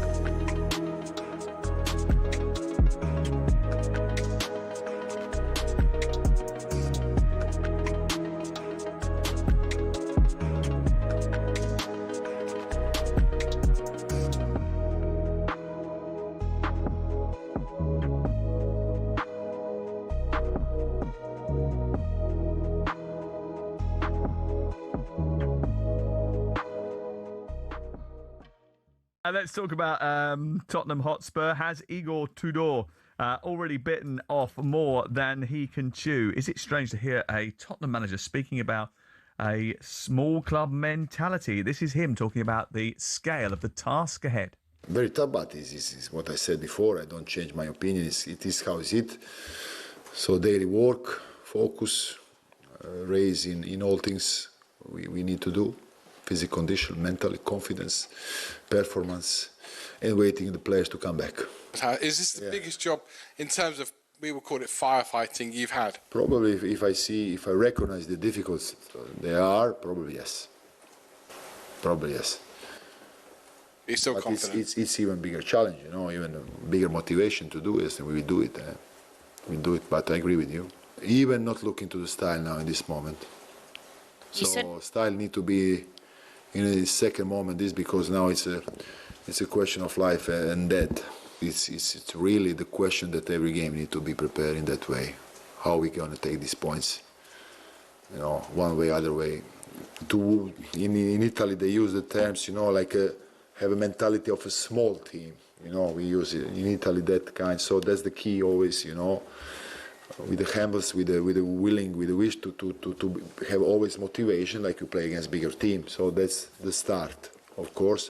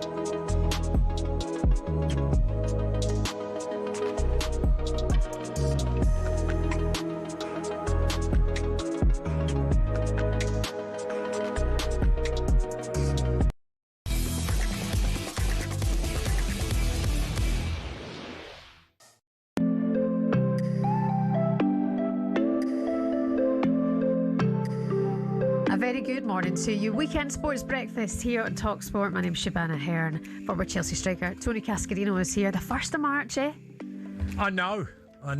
Goes so quick, doesn't it? Makes me just think, oh, the good weather's coming. January, February are the hard yards. We've had summer on Wednesday this week. That was beautiful. That was a one day, wasn't it? It was Wednesday, wasn't it? It was a really nice Wednesday. day. It was stunning. Yeah. Went up to 16 degrees here. Yeah. Well, that's it until there's rain next week, probably forecast, isn't it? Yeah. I think so. But do you know what? I think the worse the winter, the better the summer. And last year was a terrible winter, and the summer was glorious. Yeah. We had a really good summer last year. Yeah. So it's a conversation I have regularly as you get older with people saying, how many great summers do you think you got left? It's like quite a dark sort of idea, but summer is such a special time. I know. It is. It's just fabulous. I remember as a kid going out and playing, and I think it was summer of '76 where it was just beautiful. And just remember that what a summer that was. Yeah. I know, I'm sure it it's- was 76. In a simpler time as well. I read a thing actually yesterday online. If you were born between 86 and 96, that's the generation that never knew the internet, but has now got the internet. Phones, playing outside, laying on the beach, everything like that. I love the music between that simpler period. time. The music there at that time was great. Yeah. Oh God, we're getting all Not that it's not great now, it's just that. Nah, it's not as good. It really isn't. Headlines this morning: Antoine Semenyo scored the goal just before half time as Manchester City escaped to Elland Road with the 1-0 victory over Leeds United. Daniel Farker, the Leeds manager, found himself getting a red card at full time. He was fuming. He felt that there was a handball that should have been given to Leeds towards the end of the game, so he was absolutely furious. Also, anti-discrimination group Kick It Out have also condemned fans who booed while City players broke their Ramadan fast in the game last night as well. Take a look at yourself if you're booing that. Take a look at yourself and get a grip while you're at it. It's a bit shorter than VAR, wasn't it? It was Quite a lot shorter than VAR. Been fasting all day. Let them have a drink. Jeez. And with the situation between the USA and Iran continuing to develop, talkSPORT reporter Max Scott can bring us up to speed with the sporting ramifications. The death of Iran's supreme leader Ayatollah Al-Khamenei won't just dominate the world of politics, it will inevitably spill out into the world of sport. Because of the conflict in the region, we've already seen cricket games called off, hundreds of F1 staff having their flights to Melbourne cancelled ahead of the season opener next weekend. But there's questions about Iran's involvement in the World Cup this summer. FIFA's top brass held crisis talks yesterday over whether Iran would allow their team to travel to the US for the tournament, or if the US would even allow them to participate. Well, now Khamenei has been killed in joint attacks by the US and Israel. Iran's Revolutionary Guard has promised devastating revenge. So while this conflict continues, and with the leadership of the country still up in the air, whether Iran play in the World Cup remains a doubt. The FIFA Secretary-General Matthias Grafstrom says they will monitor developments around all issues around the world. Iran are due to play New Zealand in Los Angeles in June, with the rest of their group games all played in the United States. All right, Max Scott there. By the way, if you want to stay across all these tensions in the Middle East, swipe across on the talkSPORT app to Times Radio or Talk Radio or sister stations and all the news latest there. Let's move on to the title race now. A huge game today at the Emirates. Arsenal take on Chelsea. Victory over Chelsea would be a massive step to ease that pressure as they move towards their first title since 2003-2004. Ahead of the game, Michael Arteta says his side will have to be at their very best to beat this Chelsea team. That doesn't change the preparation. We know the importance of the game. We know the team that we're going to have in front of us, and we just have to prepare in the best way to earn the right to win it. As I always said, there is nothing else that you can do. What we've done 2 weeks ago or 2 years ago, it's irrelevant, because every game and every context is different, because the players might change, the mood of the teams can be in a different state, or what is at stake is different, and we are prepared. Mikel Arteta there, Cass. They've got a very good record against Chelsea. They've only lost 1 in 15. Can they rely on that, or considering their situation at the top of the table, do they need to be better than just relying on being... No, they can rely on they're a really good team. They've lost 3 games all season. All of them games have been by 1 goal. I could name them, the 3. They lost at Liverpool, Anfield 1-0. They lost at Villa 2-1. And they lost at home to Manchester United. Yeah. All by odd goals. And you can make an argument, all of 3 of them games, they could have easily got something out of it, whether it was a draw or a win. Arsenal are a very capable side. I can't believe some of the, even with Arsenal fans, how they see. As I was driving in, I was listening to Ben, and an Arsenal fan who's literally saying, well, it doesn't even if we won the Champions League, it means more to win the domestic league. And I'm thinking, Arsenal never won the Champions League, and you still wouldn't be happy if they did. And they, could win the League Cup final, win the final. I don't know how much better, obviously with winning every game from the start of the season, Arsenal could have been this year. Yeah. So far, I don't get it. Yeah, you've got Arsenal fans, a lot of them who right now, I can't listen to it. I can't look at it. It's doing my head in. I'm like, you're top of the league. You're on it for a quad. Like, what are you talking about? Luckily, they're not second. I know. We can get more now with the Arsenal podcast. The wonderful Sophie Nicolau is with us this morning. Sophie, good morning. Are you one of the Arsenal fans who can't bear it at the moment, or are you erring on the side of positivity, Sophie? Good morning. Good morning to the two of you. Thank you so much for having me. You guys were talking about the summer. All of a sudden, I could picture myself wearing red, standing in North London, maybe a parade. I don't know, you guys. Crying. No, but Sophie, a serious question here. Do you sometimes get frustrated with some of the noise that comes out of your own fan base of actually where Arsenal are? Well, maybe 3 seasons ago, if I'm being honest, I was one of those, right? Fair. The desperation to win, maybe a little pride to that, not understanding if Mikel was the right guy. I couldn't see the roadmap. I couldn't see the blueprint to what he wanted to do. And the great man, Super Kev, always used to say to me on our show, Soph, it's the players. And I'd be like, how can you say that, Kev? The gaffer's got to be responsible as well. And it's undeniable what's happened at Arsenal, what Mikel Arteta has done, together with, other very influential people at the club.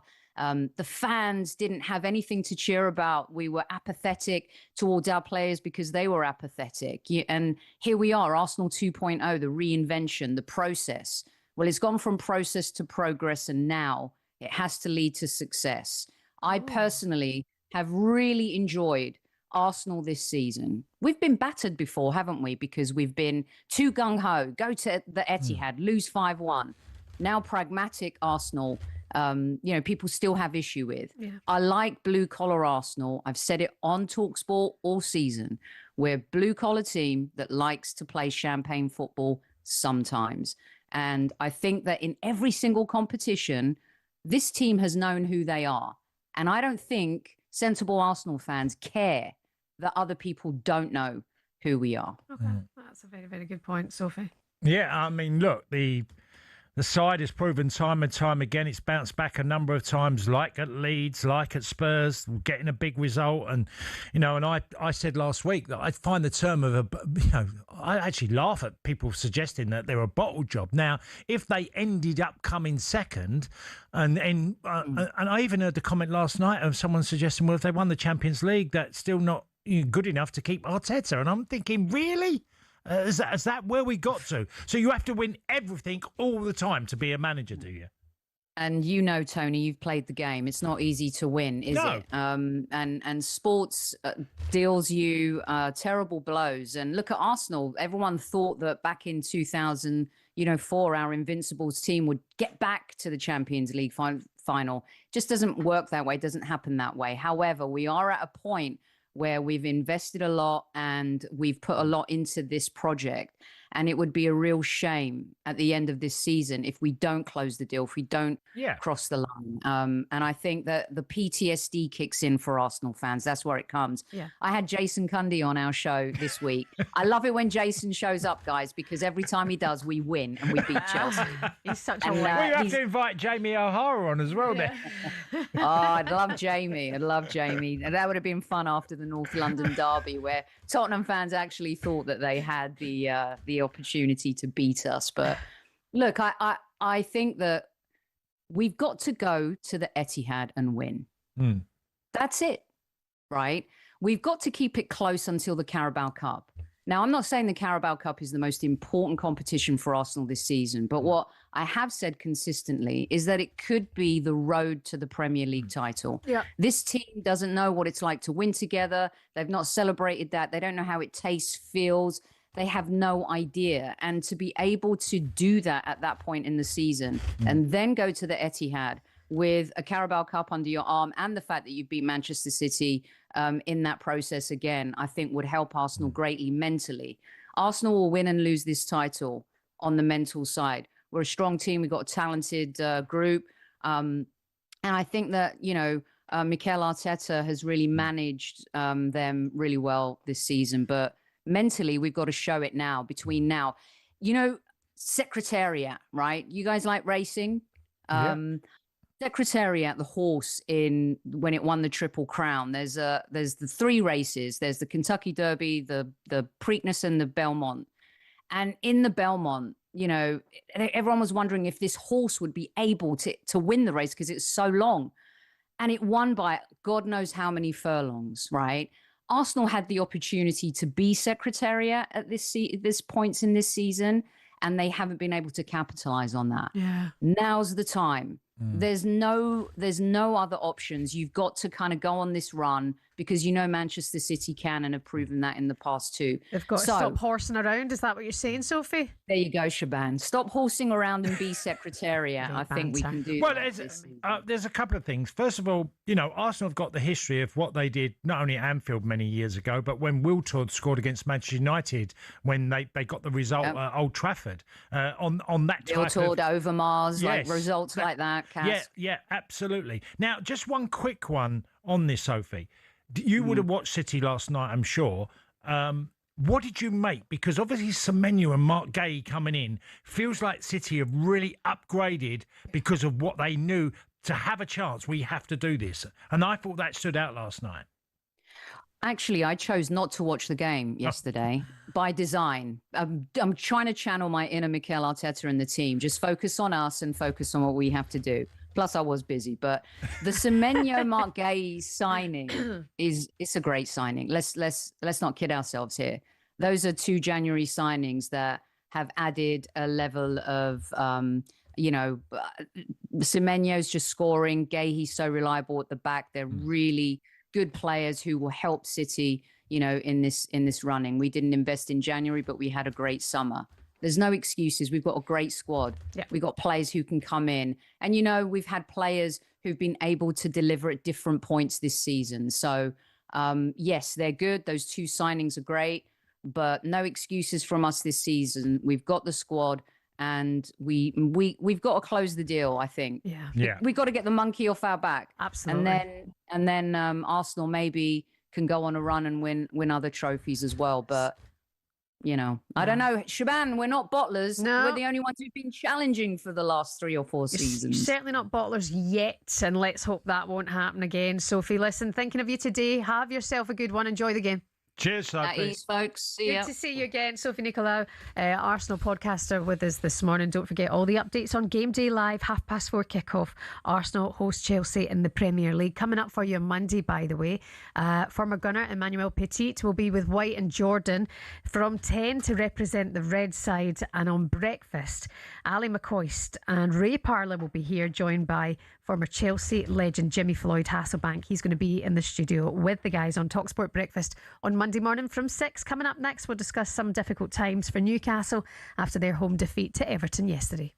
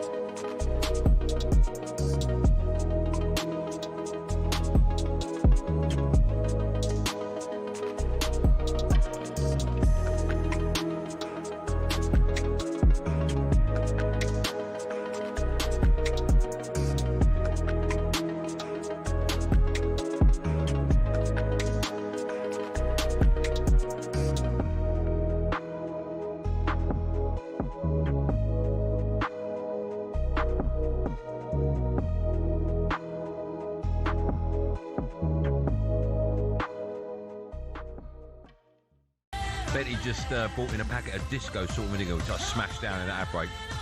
We've talked about Chris before. We won't go there necessarily. Unbelievable packet of Chris. I think they could be their top 3 for definite. They could be Mount Rushmore, then. Oh yeah, 100% Mount Rushmore. Yeah. The problem with that, and like all things now, I was going to say Chris, but all like Twix, Snickers, crisps, everything's smaller now. No, but usually I grab these but usually there's a bigger bag than this. Oh, is there? Yeah. What does it say? What's that? It's 55. Oh, 55p for that. Yeah. That's disgusting. I don't think that was that bad. But it says underneath RRP. Yeah. What's that? Retail price. Okay, 55p. Yeah. What do you think it was like? They're going to die. Rest in peace. Nah. There's a couple of items in the shop I bought it from. Yeah. Well, I'm obviously not going to name what the shop is. Yeah. It says it says on the can, not for single sale. Yeah. Oh, why are you sending single cokes then? Were they doing that? Yeah, I never tell you it is. You can't do that. I'd never ever say where it's from, but that I don't mind what, that. An actual shop? Yes. Around here? Not for. Oh, I'm telling you, not for individuals. So you can tell me where is it? Is it downstairs or across the road? No, it's not around here. So it is. Of the shop I go to. How can you sell them? Not for individual sale. You know what that means, right? What? You know why it says it on that? Yeah, because in a pack. Yeah. Yeah. And he's opening Cool, a pack. so I knew that. I ain't got a problem with that. No, I ain't got a problem with that at all. Yeah. We all got to earn a living, right? We've all got.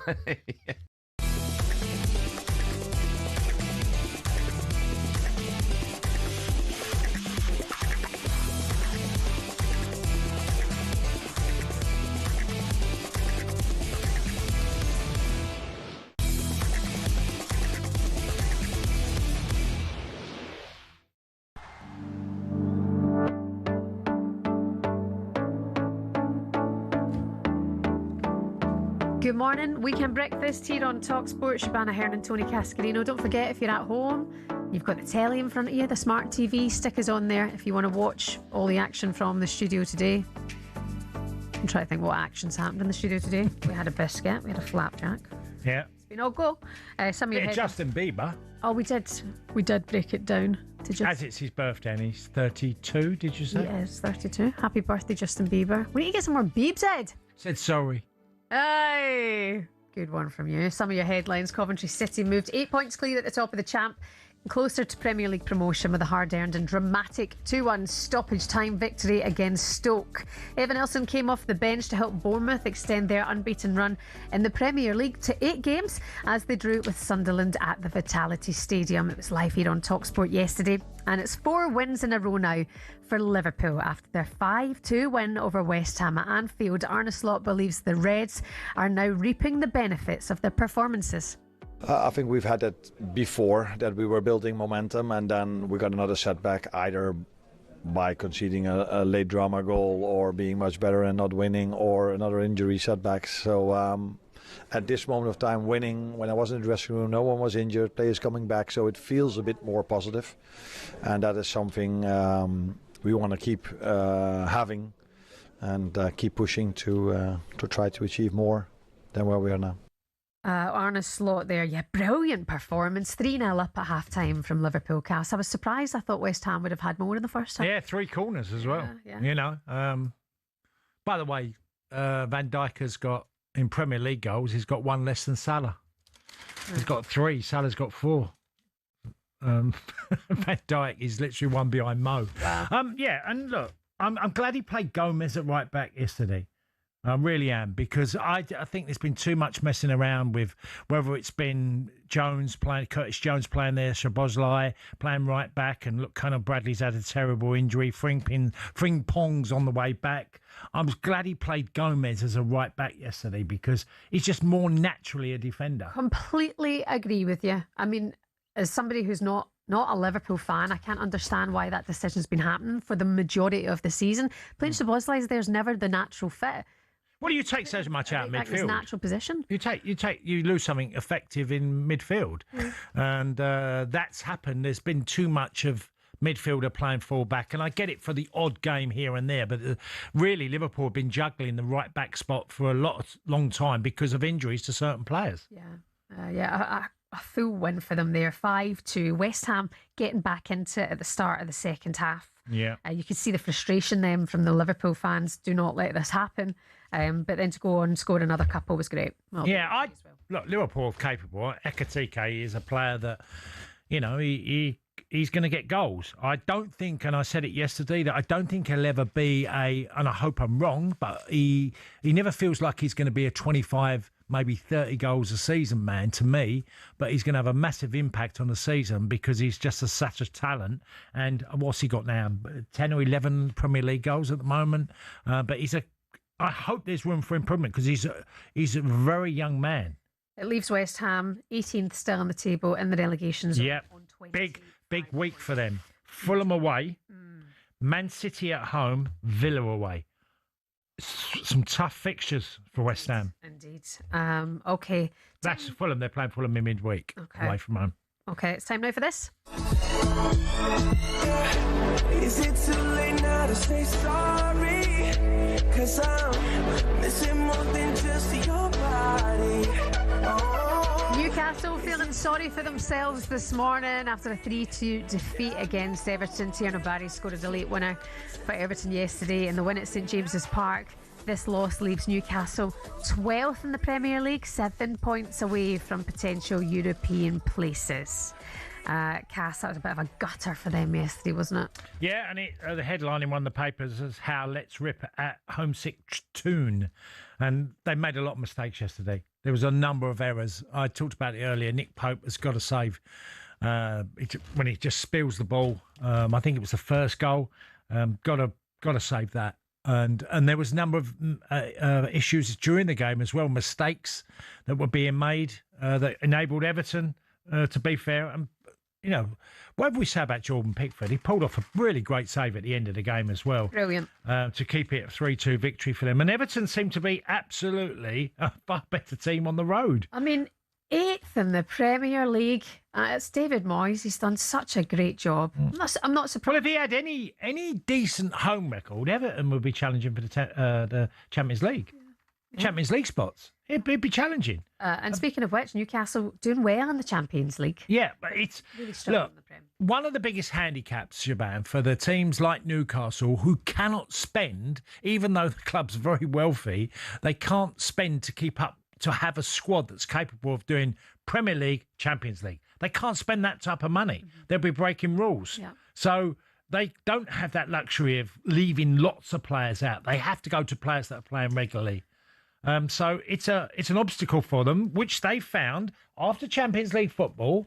They're finding it hard to get results, Newcastle. Do you think Eddie Howe will start to be worrying now about his reputation and the current form in the Premier League? No, I think if you recognise what Eddie has done at Newcastle, you have to say that most people would go, there's a consequence of what I just talked about. You know, if he could build a squad that could have literally on the bench so many players that could just step in. You know, sometimes we laugh at benches, don't we? Whether it's Chelsea, Arsenal, Liverpool, and we go, there's £150 million worth of players on the bench. Yeah. You know, Eddie Howe hasn't got that luxury. He's got some players that cost a lot of money, but he hasn't got, if he had an injury crisis of 5 or 6 players, he could still put on the bench 5 or 6 really big signings. Yesterday on the Game Day phone-in here on talkSPORT, Jason Cundy said that it might be time for Eddie Howe to move on. I think the owners eventually will go, has Eddie Howe taken us as far as we can? And the answer to that question may well be yes. That doesn't mean to say Eddie Howe's been a failure, because he absolutely hasn't. But if the answer to that question is, has Eddie Howe taken Newcastle? And again, there is always going to be a ceiling with Newcastle because of PSR. You know, how can were they at the ceiling then? That's not Eddie Howe's fault. No, that's what I mean. That's the point I'm trying to make is that actually he probably has taken as far as he can for reasons that they can't go on and keep buying players. You know, we see Aston Villa in the same position. You know, I don't know what you do as a club like Newcastle, and I feel for you because in my world, I would say spend what you want. Yeah. He's basically said what I said. You've got handcuffs on you as a manager that you can't go and do what other clubs with far more revenue. You know, what Man City did with Semenya and Gay was brilliant transfers, but Newcastle couldn't have done that. I know. That's the thing when you think about the charges over Manchester City that have just gone quiet. You know, and Newcastle can't yet. They've achieved so much with a great manager and a good team, but then they're not allowed to bolster on top of that with the success that came with them doing so well. Yeah, well, look, Newcastle have spent. You know, they lost Isaac in the summer and they spent on Valdemar, Visa and others. So they've spent money. But I'm talking about spending money to keep up. To push forward. They're keeping up with teams. Yeah, they've lost a brilliant striker. They're not going, we can have like 5 or 6. We can have 5 or 6 out and we can have a bench that's still got huge talent of a 23, 22-man squad. That's exactly what Arsenal have done. They spent lots of money to have this bolstered squad that is capable of, we can survive injury crisis. We can still put out really top players. That's where Villa are. That's where Newcastle are. And of course, it's a handicap because Man United can go and spend. Look, they didn't have Champions League football last year, but they're still a club with incredible revenue that they can, if they make the Champions League this summer, they'll go hard again, without a doubt. Liverpool, look at what Liverpool did last summer. Sure. You listen to the Weekend Breakfast here on talkSPORT. Coming up for you next, we're going up to Bonnie, Scotland to look ahead to the Old Firm in Glasgow.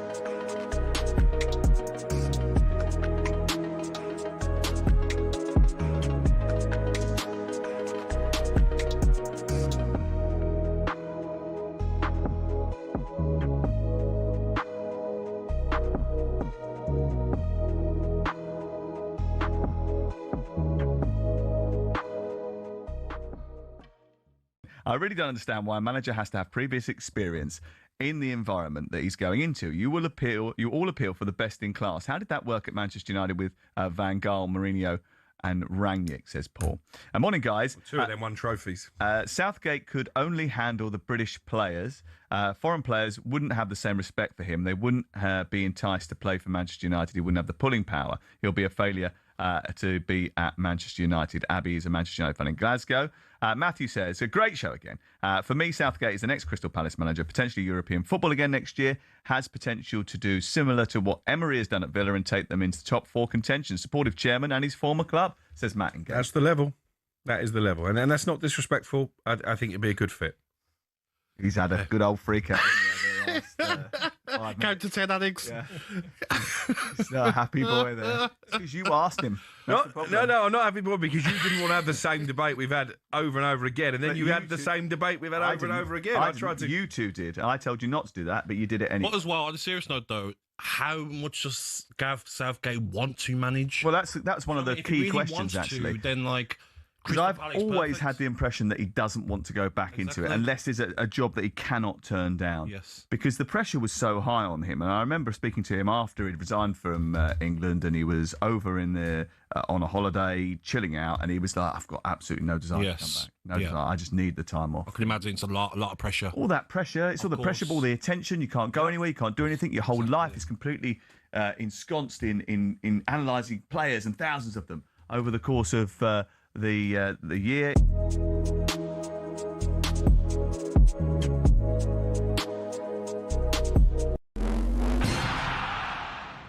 The Lions. Real-life fantasy rugby. Bitter rivalries set aside in a quest to create the world's best team in weeks. There's nothing like it, but who on earth had the idea and how did it all begin?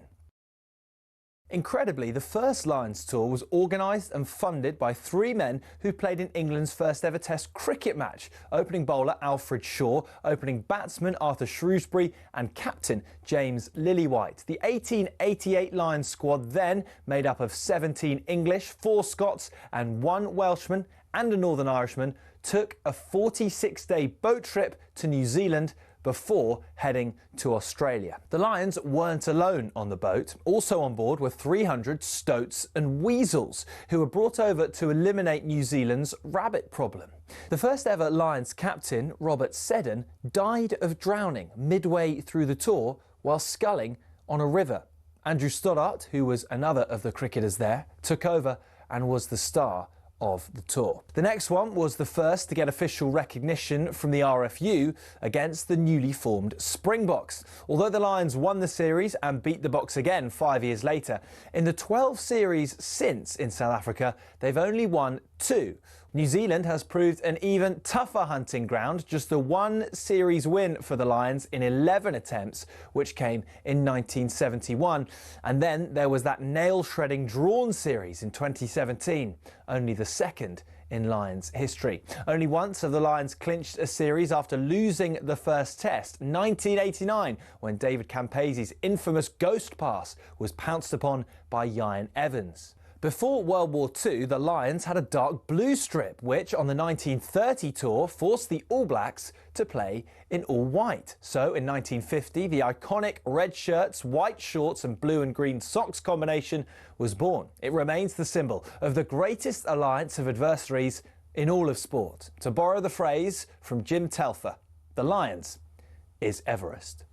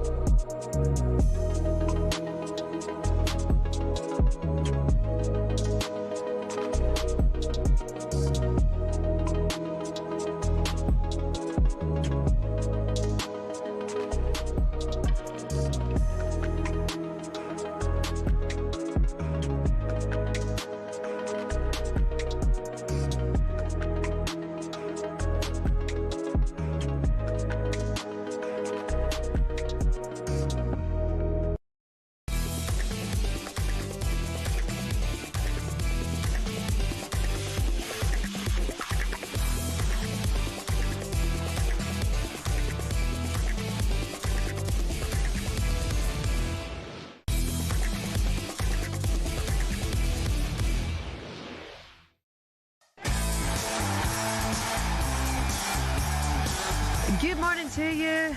Welcome along to Sunday's Weekend Sports Breakfast here on talkSPORT with me, Shebahn Aherne, and former Millwall striker Tony Cascarino. Good morning. So in the late game last night, Antoine Semenyo scored a huge goal to keep Manchester City's title hopes at Elland Road. City had their best spell of the game leading up to the goal, but that, a fine pass, great cross, simple finish. Leeds 0, Manchester City 1. Lots for you to catch up on, including more VAR controversy at Brentford's 4-3 win against Burnley. Guy next to me, he's lifting my little boy up in the air. We don't care. We thought we were winning 4-3. Yeah. And then all of a sudden, 5 minutes later, it's dashed. It's gone. Yeah, feeling for the Clarets fans this morning. They're not convinced that Burnley's late goal should have been disallowed. What do you think? 03717 223344 is the number. We're also going to preview all of today's action, including the massive Old Firm derby and a London derby, Arsenal against Chelsea. Liam Rosinia's coming into this one full of confidence. When I took over, we were 8th. We're now in the race. We've won 4 and we've drawn 2, and the 2 games we've drawn, we're in complete dominance of both games. That's the reality and that's the facts. Big day ahead, and all of the updates for you on Game Day Live here on talkSPORT from 1:30 with our Sam Matterface. You're listening to the Weekend Breakfast on talkSPORT. Good morning. Oh, I love a Sunday morning, especially the 1st of March. We know It just feels like it's come here so quickly. No. It really has. And obviously the 1st of March, and then you've got Rangers versus Celtic today. Early kickoff. Hearts won yesterday. Cool. Hey, would you have imagined that Hearts would be top at the start of March? Oh. And they're going to be top after even what happens today. I'm still going. They're going to fall away. At some point, they're going to fall away. Just full credit to them. And it kind of kicked off at the end of that game yesterday against Aberdeen. Players kind of squaring up to each other. Derek McInnes, I think, what a job he's done, to be fair to him. And he's fiery as well. I think just the whole title race up in Scotland is great for the neutral. It's hard work for us. Yeah. But listen, we've been dominant for so long, for such a long time. This is just such a hairy time up in Scotland, especially in Glasgow. Let's go there now, actually, because Hearts have the 7-point lead at the top of the table. Motherwell are flying. They beat Dundee United 2-0 to keep the pressure on the top 3. There are a lot of people still looking and going, here, hold on a minute. Motherwell could do it this season. It's a huge one today at Ibrox. Rangers, Celtic, both teams needing the victory to remain in their title challenge. Interim Hoops boss Martin O'Neill says he's delighted to be part of another Old Firm. Well, gosh, never expected that again. Yeah, it's, as you mentioned, really great fixtures to be involved in, and naturally looking forward to it. The Old Firm fixtures still are something special. Having lived down south for quite some time, they're still talked about, which is great. And it's the first of 2, because obviously today is in the league, and then next Sunday again at Ibrox, it's the Scottish Cup. Rangers Celtic as well. So Martin got another couple under his belt. Cass, it's going to be very, very exciting. Let's speak now more with former Celtic winger Ross Wallace is with us now. Good morning, Ross. How are you? Hi, Ross. Hi, Shebahn. Hi, Tony. How you doing? Yeah, well, we're good. But I was saying there, Ross, that, we would have imagined 1st of March that Hearts are still there and are going to be there, and certainly for another week or 2. It's been an amazing year, hasn't it, in Scottish football? Yeah, it's been incredible, obviously, for Derek. He's done an unbelievable job at Hearts. Obviously, trying to be unbiased, my opinion, I still think Celtic will get it done. It's been ugly, but they've certainly got a tough game today. But yeah, in terms of Hearts have been outstanding this season. What's giving you that confidence, Ross? Because, obviously midweek in Europe, it was our first win away in Germany, so we needed that. It was a better performance as well. But what's given you the confidence in terms of getting the league done this season? I think the obvious answer to that, Shebahn, is Martin O'Neill. I was very fortunate as a young player coming through. He gave me my debut, and I know what he's like. And I've obviously seen things like, Danny Rose done an amazing job at Rangers this season as well. The form they've been in under him's been incredible as well. So they're on a good run. But for me, I just know Martin's just got that aura about him. He'll love going to Ibrox today. And I just think the Martin O'Neill effect, I just think he'll get it done in the end. Okay. It's always a tough one. I've played in a couple myself of Old Firm games, and, you know what it's going to be. You know what to expect. You can get caught up on the day, though, Ross, can't you? Oh, absolutely. You can get involved in it, but I think at the top end of the pitch, I think Celtic could be cause some problems today. But the big thing for me today is the back line losing trust today as well. I think that could be a real problem today. I think Rangers will probably go after Celtic, sort of centrally. But if you look at the game in isolation, you'd actually say Rangers have they've done well in Old Firms in recent times as well. So it's Ibrox has been a tough place for Celtic to go, but I just think Martin going back there as well. Obviously, you've seen the comments from Danny and stuff during the week. I just think Martin will have that. He'll be wanting to win this one, I'm telling you. Do you know Martin's comment when he replied to Danny Rowe? So Danny Rowe had mentioned selections of the team and whatever like that. And then Martin was asked about it in his press conference, and Martin was like, extraordinary. He's just so brilliant. I think the way he kind of plays that, but I think that needle's good. I think we also need a wee bit of that, don't we, Ross? Absolutely. I think we've missed it. You've seen in previous years before when Rangers were obviously struggling. Celtic are almost cruising it at times, if we're being honest. So to have that little edge to the game now, Rangers are actually they're looking half decent under Danny Rowe. They are. Obviously, being unbiased, being an ex-Celtic player myself, I'd like Celtic to get the job done. Yeah. What did you make of the defeat against Hibernian? Because that was I thought that would be back to normal. Get a result, and they got beat in that game at Celtic Park. VAR, blimmin' VAR, Ross. Blimmin' VAR, yeah. Let's not get started on that one. Yeah, that's another conversation. But in terms of form going in, I think that Hibs one. Because Celtic were in decent form if they actually won that game. Celtic Rangers have they've one drawn going into the game. But I think Celtic losing that game against Hibs. You sort of look at that. Going into an Old Firm game. Yeah. Will that affect them? But I don't think it will. I think when yourself, Tony and Shebahn, you've watched these games. The Old Firm games are totally different. They just take the game in isolation. It's just win at all costs. I was just thinking there as you were talking and reverting back to your managers and clashing. I always think of the famous Ali McCoy of talkSPORT and Neil Lennon. Oh yeah, that was brilliant, wasn't it? Was you playing at that particular time in them? No, I'd left the football club by then, Tony. Oh, right. Obviously, I've been living in England. I played most of my career in England, so I always watch the games. But I fancy Lenny in that one, to be fair. I'm sorry, Ali. That was an I remember that so well. I remember watching the game when my dad and mum was there as well, and when that all happened, we were like, "Hold on a minute, what's going on here?" It was box office. It really brings out the best. It does, and I want that kind of needle. I want that kind of cracker today. I want to ask you this, Ross: if whatever side is to lose today, is that them out of the title race? I don't think they're out it, Shebahn. I don't think they're out it, but obviously it would be a bit of a blow, to either side. But I think with that game coming in midweek as well, with Celtic having that game in hand as well. I just think the biggest thing for me, when the split happens, I think then that's when the title race is properly on, when that split happens. Yeah, the split, of course. So where are you now, Ross? Where are you living? What part of England? We're in the north of England now. I've just took over the Burnley women's team to the end of the season, so we've got a game today at 1 o'clock. So I was delighted with that. I'm going to miss the Old Firm game. and Burnley as well. It's my own fault as well. No, fair play. Good luck to you, by the way, in that role. How's it all looking for you, Ross? Yeah, it's been great. It's my first time involved in sort of women's football. It's been unbelievable. They brought a real energy to me. It's been new to me. The owner, Alan Pace, has put the funding into the club, into the women's team. We train alongside the men's first team full time. It's unbelievable what they're doing. So they're making great strides, and hopefully we can start climbing ice quickly. Yeah, fair play. Yeah, good stuff. And just a quick one on Sunderland as well. Good result yesterday. They've been flying this season, 11th in the table. Yeah, and that's the thing with these teams when, like Sunderland, when you're on a bit of form.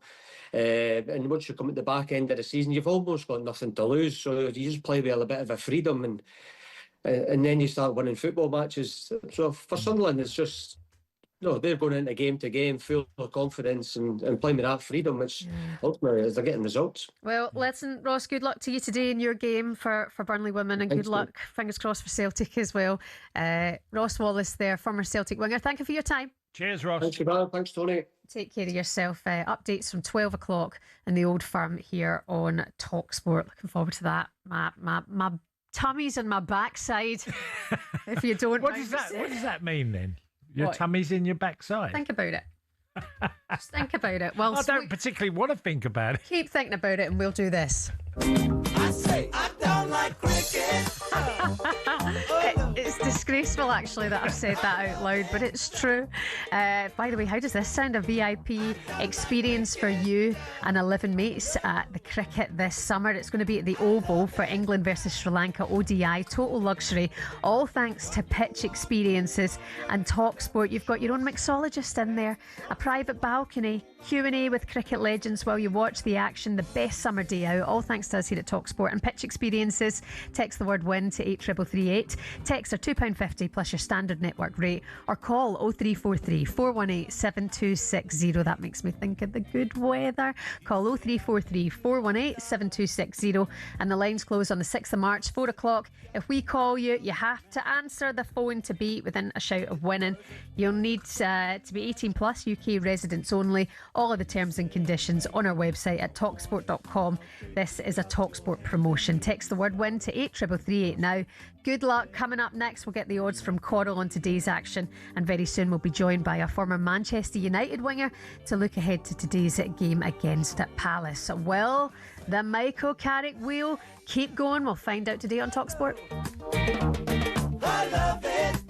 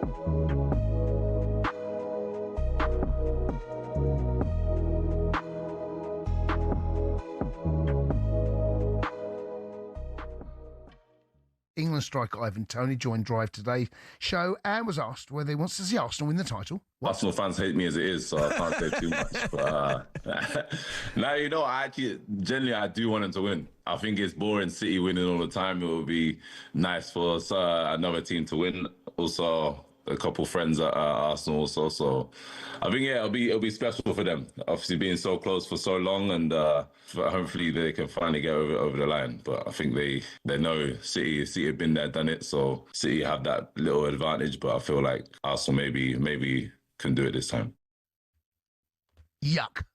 That's what I'm going to say. Do not want Arsenal winning the title. I'm a Chelsea fan, right? It's the way it should be, right? It's the way it should be, Dina. Don't look at me like that. I don't want Arsenal winning the title, mate. All right? I've said all season they will, and I fear I'm going to be proven right. All right? I don't want to win the title. Right. I thought the massive London derby was Spurs, Tottenham. Spurs, Arsenal. Yeah, right? They're North London derby, yeah. So who's Chelsea's biggest rivals? Spurs? In London, Spurs. I mean, they say Fulham and QPR and Brentford. They're not. No. So why do you hate Arsenal then? No, I don't hate Arsenal. I just don't want Arsenal win the title. Why? Because they're London. I don't want anyone in London doing well. Someone's got to win the Premier League title. Give it to Man City. That's all I've got to say. Give it to City. Well, I'm not giving it to City. What's your reasons for that? Just because they're because Arsenal fans are unbearable. They're unbearable. They haven't won the title in 22 years. They're still unbearable, all of them. Honestly.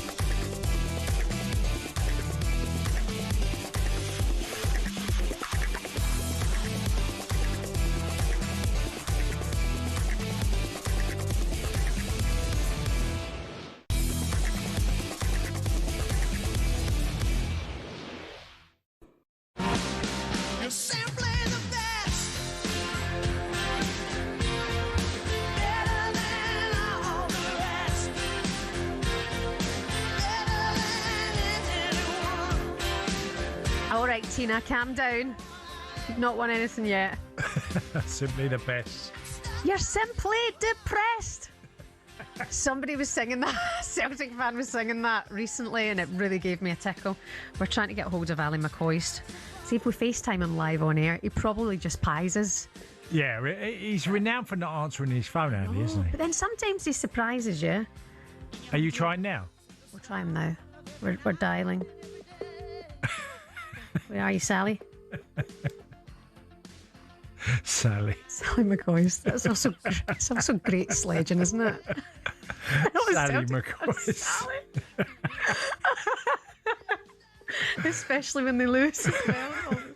Was Sally crying this morning on top? Yeah, he's not answering. Clearly getting me mixed up with somebody that gives a monkey. Right, let's send him a voice note. Ali, it's us. We're on air. Any chance you can answer your phone? We want to throw some shade ahead of the Old Firm today. Thanks. Call us back. Bye. He won't answer that. Okay, Old Firm today. Back on Monday is Ali McCoist on breakfast, depending on what happens maybe today. You will hear from him tomorrow. It's time now to get the latest odds with Coral. Magic. The Coral Daily Download on talkSPORT. Brought to you by Coral, the home of the free-to-play Golden Rewards Shaker. 18 plus max 1 reward per player per selected Shaker day. 8 a.m. to 8 p.m. Restrictions and T's and C's apply. Gambleaware.org. A very good morning to Dave Stevens. How are you, sir? David. Very, very good morning, Shebahn. Morning, Cass. A very happy St David's Day to all my fellow Welsh listeners and viewers out there. And it's also the first day of spring. Not that the weather would know that, looking outside of my window. Listen, there's no way Ali was answering his phone, Shebahn. He's not being paid for this slot, so come on, you know better than that.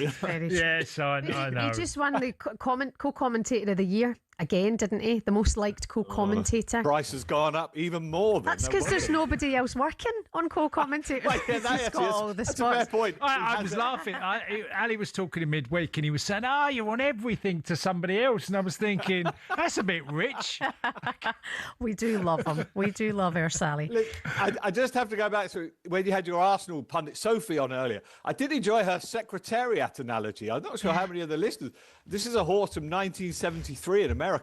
And I don't know if Sophie knew this, but I was lost, Dave. I didn't. Oh, Cass, I thought you'd have heard of secretariat. I've heard the name, but I didn't know the story. His nickname was Big Red. Actually, it's a really good film made of his career. So I don't know whether that was the Arsenal connection, Big Red. But, he was extraordinary. But Arsenal fans that know they're racing, they might be more concerned they're going to do a Devon Lock. Cass, you must. Yeah. Yes, I remember Devon Lock, yes. Is he a bottler? Well, it was a horse owned by the Queen Mother, and he was going to win the Grand National. Yeah. He was literally 20 lengths clear, and he just slipped on the run-in. And there were all sorts of rumours at the time that he'd been got at by someone in the crowd and all of that nonsense. But, Arsenal fans will want to be a secretariat, not a Devon Lock. And I'll move on from the footballing analogy now.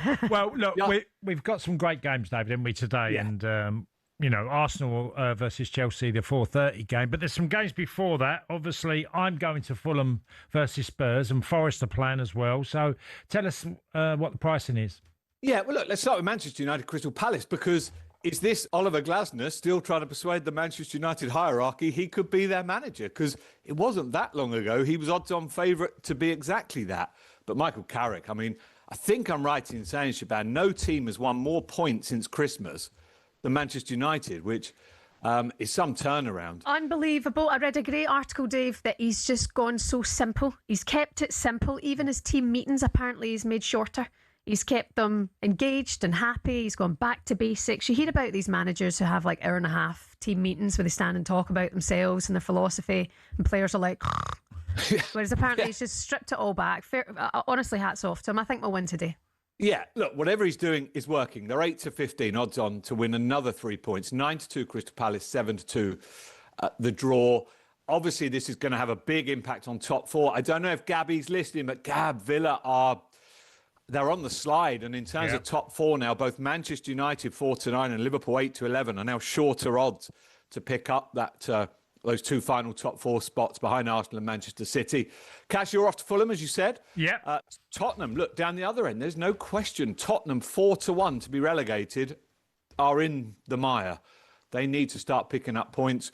We don't make them We don't particularly fancy them to do so today. Fulham are even money favourites, 13-5 Tottenham, 5-2 the draw. Brighton, Nottingham Forest, great result for Brighton last week at Brentford. They needed that. Exactly the same betting as Fulham, Tottenham, even money Brighton, 13-5 Nottingham Forest. And then on to the biggie, the one that all Secretariat fans, Arsenal fans out there will be. Arsenal are 4-7, and that's fair enough. They're at home. They're still top of the league. 9-2 Chelsea, 3-1 the draw. And in terms of that title betting, Arsenal deserve to be odds on, I think, still, Cass, and they are. They're 1-2. Yeah. But 6-4 City breathing down their necks. Obviously, City did what they had to do yesterday, 1-0. Arsenal would take that, I'm sure, 13-2. But Shebahn, this is all just build up to the main event today. You're right. You know, I know this is the main event up in Scotland. Come on, get off the fence. Give us a prediction. I hope we smash them to pieces in their own backyard. But I'm more nervous about it. I'd take a draw, but fingers crossed for a Celtic win. But it's really interesting you say that.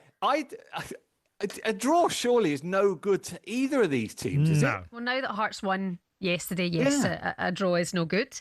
It's tough for Celtic to go to Rangers at the moment. And I think what happened with Hibs last week, as we spoke to Ross Wallace there, Trusty missing today because of his red card last week. That was debatable red card. And Rangers are on good form, but it's Martin O'Neill back at Ibrox. We had good luck with him at Ibrox, so hopefully we can really turn it around today. Fingers crossed. I don't think your recent record there's been great, is it? And you're 2-1. I say underdogs, but not some underdogs, but obviously second favourites. 14-5 the draw. Rangers are 11-10 favourites. But in terms of that all-important, again, forgive me if I've got my stats wrong. I think it's 41 years since a team other than Celtic or Rangers won the Scottish title. Hearts are now worthy 6-5 favourites to win it. Okay. 9-4 Celtic, 9-4 Rangers, but Motherwell 16-1. I mean, that wasn't meant as laughter at Motherwell. No, that's merely illustrating.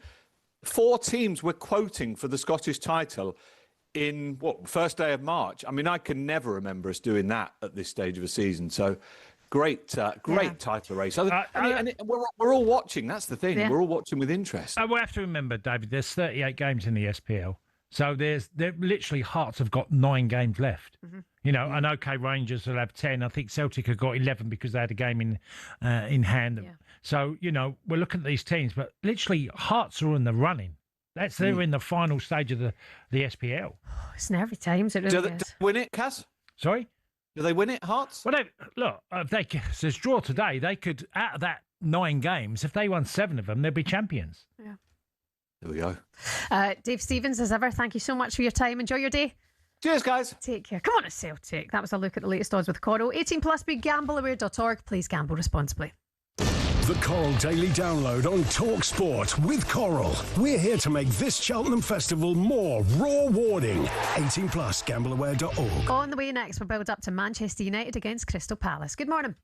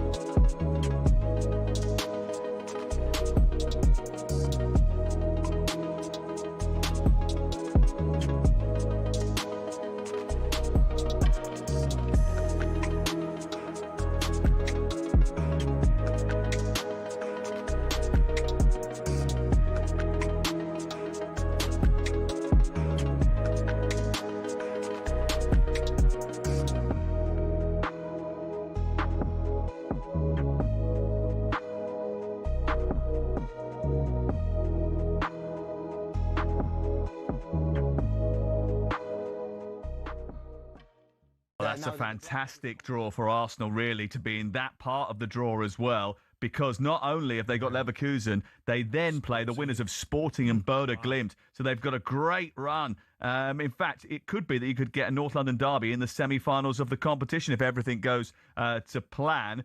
But their potential opponents in the quarterfinals, should they beat Leverkusen, Arsenal, would end up being Bode Glimt or Sporting. And then they would face the winners of the quarterfinal, which is between Newcastle, Barcelona or Atletico Madrid against Tottenham. So the draw in full then, Paris Saint-Germain against Chelsea, Galatasaray against Liverpool. The winners of those two ties will play each other in the quarterfinals of the competition. Real Madrid will take on Manchester City, and Atalanta will play Bayern Munich. The winners of those two ties will meet in the quarterfinals. So we could have a Manchester City Bayern Munich reunification with Vincent Kompany in the quarterfinals of the competition, or we could have Real Madrid, Bayern Munich, some of the most prolific champions in Champions League history, meeting at the quarterfinal stage. Newcastle and Barcelona is the next fixture that came out of the hat. They will face the winners of Atletico Madrid and Tottenham Hotspur in the quarterfinals, and then Bodo Glimt Sporting and Leverkusen Arsenal completes the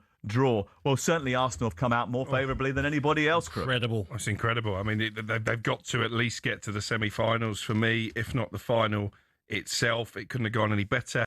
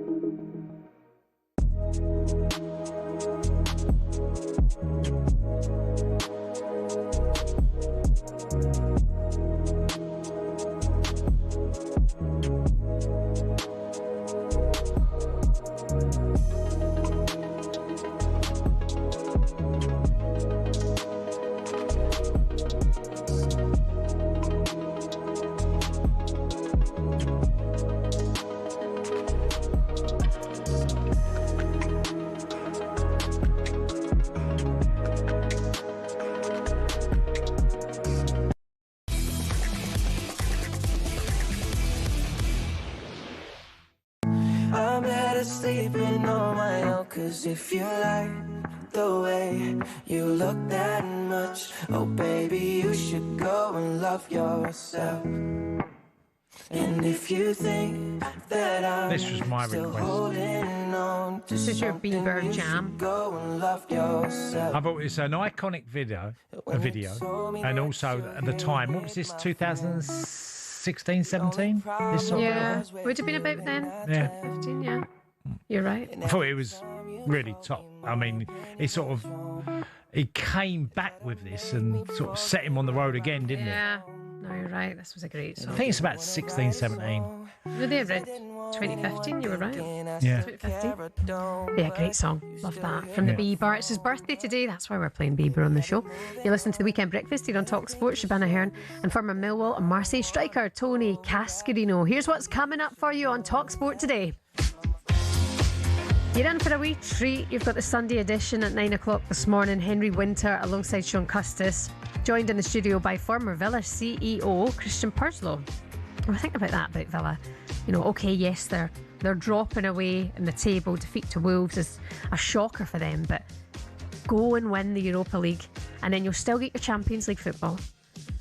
And put your eggs in the Europa League basket. Do an Ange. Because they're not going to fall off in the Premier League, but now they're missing such key players. I mean, John McGinn is the obvious. Yeah. Look, Villa can't compete like Newcastle if they cannot bolster their squads and improve on what, add in 5 or 6 players that just give them a bench to be, let other people know that if you're not doing it, they're going to come on and do it. And that's the thing, they did have a bit more depth this season. Yeah, they needed more depth, way more. It's their main men. Well, Unai Emery goes strong in all competitions generally. Yeah. Not every game, but generally he does. Because he's trying to win every game he plays, which, isn't obvious. But, I mean, literally by naming his best team more often than not. Yeah. And I think that comes at a price for you. Yeah. And we're seeing it in the running.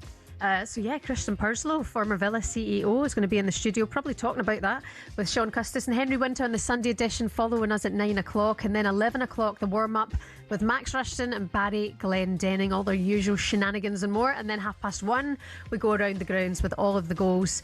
On Game Day Live, we've got the Premier League, Arsenal-Chelsea at 4:30. 12 o'clock, it's the Old Firm Derby as well, so we'll have the updates on that here on talkSPORT. And then Majestic and Alan Pardew take your calls on the weekend's action. If you're venting your frustration or aiding in a side of positivity for your team, you can call the guys on the final word. And then Danny Kelly on the Trans Euro Express from 9 o'clock. Stay across the talkSPORT app. Just keep absolutely everything in front of you today for what's to come. And then, of course, if you want the latest in the news, the situation there in the Middle East, swipe across the talkSPORT app to Times Radio and Talk Radio for all of our news on that. Moving on to one of the 2 o'clock games then this afternoon, cast Manchester United take on Crystal Palace. United in fine form under Michael Carrick and could go third with a win today. Carrick says the Champions League is where the club belong, so they must work towards a good finish. I don't think we can assume and just take things for granted just because the past is the past. That takes care of what should happen here and now or next season. I think it's you've got to kind of earn that. You've got to show you're good enough, and I think that's why when you have time of success or you achieve success, it's warranted, and to show how tough it actually is to get it. So, to be honest, at the moment, it's a really laser focused on kind of what's ahead for us. 2 o'clock today, Manchester United welcome Crystal Palace. You've enjoyed the Carrick run. I think he's done an amazing job. Now, if Ruben Amorim would have stayed at the club and he'd have got the results that Michael Carrick had got, we would all been saying that's the reason why you go with stability and you stay with this manager, because he's proven everybody wrong over time. Michael Carrick has done more in the 6-8 Premier League games. I don't know if Michael's at exactly, but he's done more in that period than Amorim did in months and months. And I think if he makes Champions League, which he clearly looks like he will do now, I'd say stay with him. Just absolutely stay with him, because also he's not going to demand the kitchen sink. He'll take it as a great honour to run that football club, which it should be. It's like a player representative. You should take great pride in the club that you're representing. And I actually believe that I don't see why you would ignore what he's done. Look, unless they have a dreadful end to the season, they don't make it, you might go, well, OK, it's not quite what we need.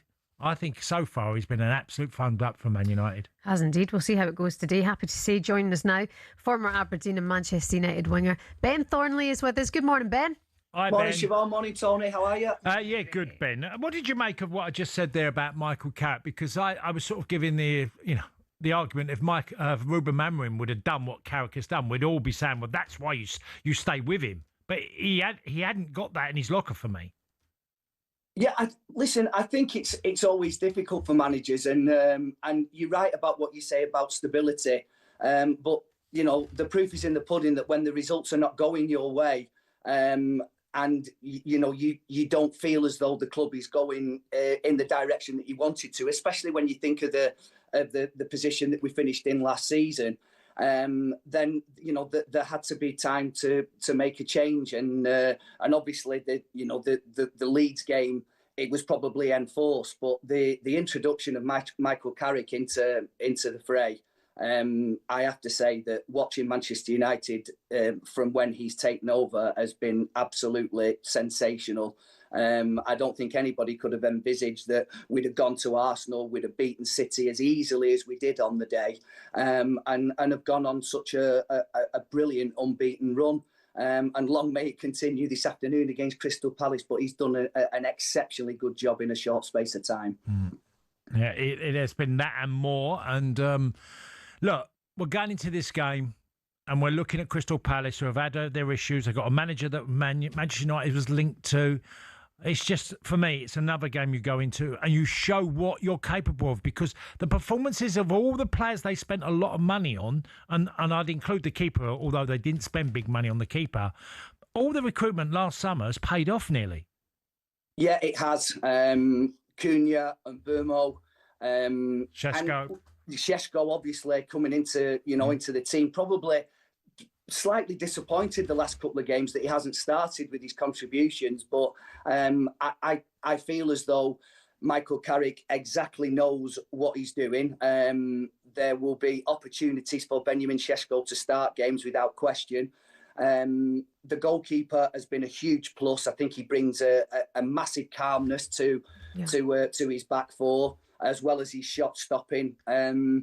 There has just been so many pluses. Bruno Fernandes going back to a back four. The emergence of players like, I know he's not going to be fit this afternoon or for a couple of weeks, but Patrick Dorgu, Casemiro's having, for me, his best season in a Manchester United shirt. There's just been so many pluses, and Michael Carrick has come in and he's tweaked these little things, and I don't think it's any surprise that we've gone on the run that we've had. Will he tweak it today then? Do you think he will start Šeško? He's earned his place to start, but then again, he's super sub, he's coming on, he's winning games. And I think that's the call that he has to make. The impact that he's been having since he's been coming off the bench. And let's have it right, these are not just tap-ins that he's scoring. He's scoring, brilliant goals. The goal at Old Trafford against Fulham, the wonderful strike against West Ham. Does Michael Carrick continue with him in that mould, or does he feel as though his contributions in the previous few games have earned him a start, which has been very difficult because of how well the team's been playing? Where does he fit him in? Okay, there's a case for maybe moving Brian Mbeumo back onto the right-hand side, giving Ahmad a rest, who's been away at the African nations and who I love watching. But that is a possibility, and then Benjamin Šeško can start in his more favoured central role. Yeah, and what a great position it is for the football club as well, Ben, because, if you offered Michael Carrick the job in the summer, that there's no way on earth that he would just go, well, maybe he'll want to be the manager. Do you know what I mean? And actually, even that he'll get well paid, well, of course he would. But it wouldn't even be in his mindset. It'd be about, I've been offered the job at Manchester United.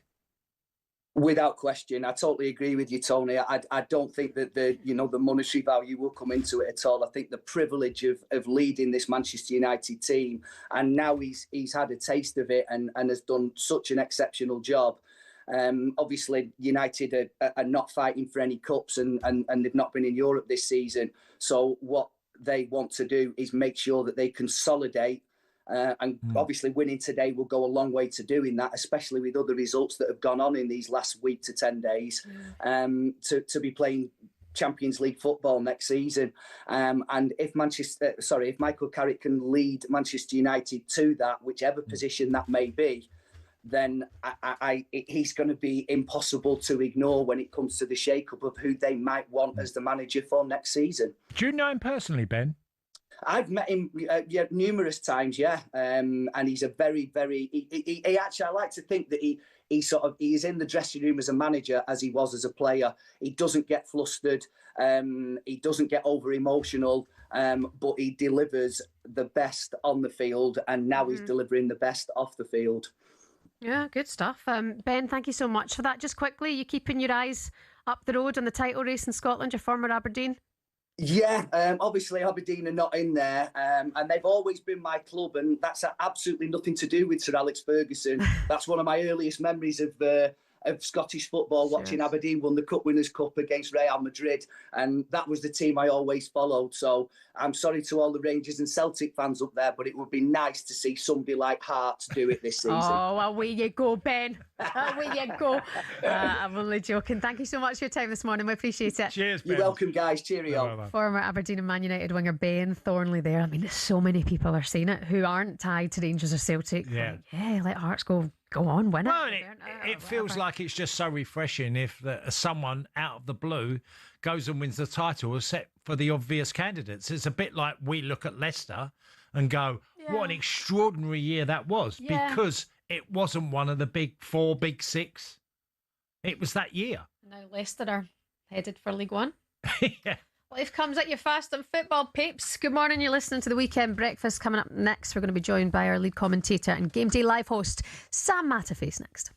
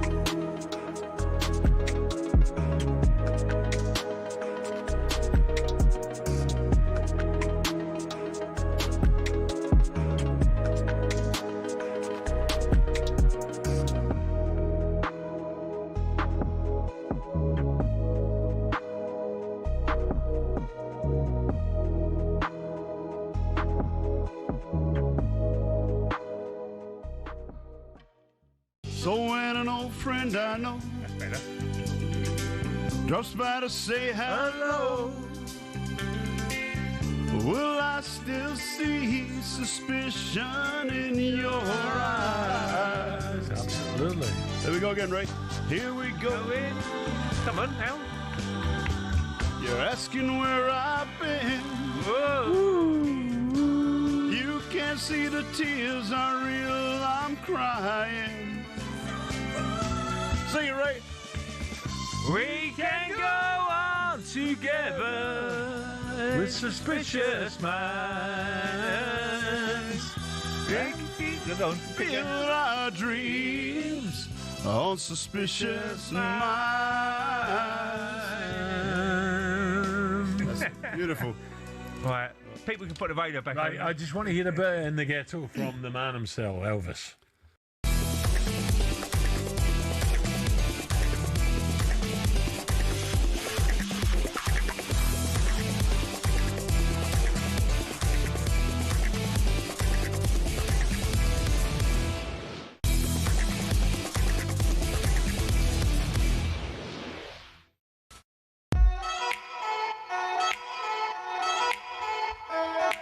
A very good morning to you. Happy Sunday. It's the 1st of March. Hopefully better weather on the way for us. It's the Weekend Breakfast here on talkSPORT. My name's Shebahn.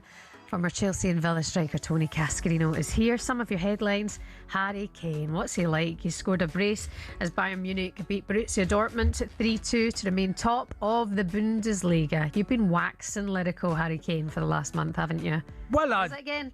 Well, I just think what he's achieved in Germany, and people might go, well, it's Bayern Munich, they win the league every year.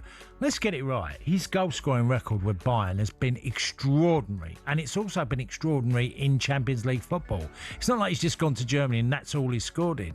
Harry's done phenomenal out there. Yeah. A lot of people see Bayern as the favourite for the Champions League. I think I wouldn't say the favourite, but I think, they're certainly one of the best five teams. Yeah. Look, it's been a great decision by him to go and play for a club, one of the biggest clubs in the world in Germany. And it feels like from the outside, he's absolutely loved every minute of it. Be brilliant for him if that were to happen. In other news, Jesse Lingard is due to join Brazilian side Corinthians on a one-year deal as a free agent. It's believed he turned down proposals from the MLS. And Nottingham Forest travel to Brighton this afternoon. Their Lewis Dunk captain turned down a move to the City Ground in January to stay, even though Albion accepted their opponent's offer. Hurtzler, the manager there at Brighton, says the defender is still excelling despite battling a knee injury. What he's doing, I think it's difficult to describe in words because he's feeling pain. We know it, but he's suffering for the club. He's there for us, for the club, for his teammates, and he's not only there, he's performing. Fabian Hertzler turned 33 last week, sorry. I know. Just on Dunk, briefly, is last week at Brentford, the three best players on the pitch were Welbeck, Dunk, and Milner. All the experienced guys. Yeah. Unbelievable. Milner, by the way, I saw a picture of him yesterday in the papers doing yoga. Yeah, I know. Some Nick, but they say yoga does that for you. I should try it. We should try it. Let's look ahead to a massive one today in the Premier League. Arsenal host Chelsea this afternoon at 4:30. Chelsea will be looking to bounce back from their draw at home to Burnley, whereas Arsenal back in form after the statement win in the North London derby. talkSPORT commentator Sam Matterface is with us now. Good morning, Sam. Hi, Sam. Very good morning to both of you. How are you? Happy March. Pinch punch first of the month. You're rocking a roadman type vibe today with a hat. Taking years off yourself, Sam. The hair's got so long that when I wake up in the morning, it's all over the place, and I didn't have time to do it before coming on. That's really the issue. So I'm just hiding. I'm hiding the blemishes. Well, you look younger. Yeah, you do, Sam. Sam, got to ask you, because the League Cup in the two legs, Chelsea were outplayed quite convincingly in the first leg, although the scoreline didn't reflect that. The second game, it was way closer, and if anything, Chelsea could have got a result there. Have you used that in your thinking about how this game pans out today? Not really. And the reason for that, Tony, is because Wesley Fofana is suspended and Mark Cucurella, who was important in that game, is unavailable because of injury. And that is a big problem for Chelsea, especially down that left-hand side. Arsenal don't concede too many goals.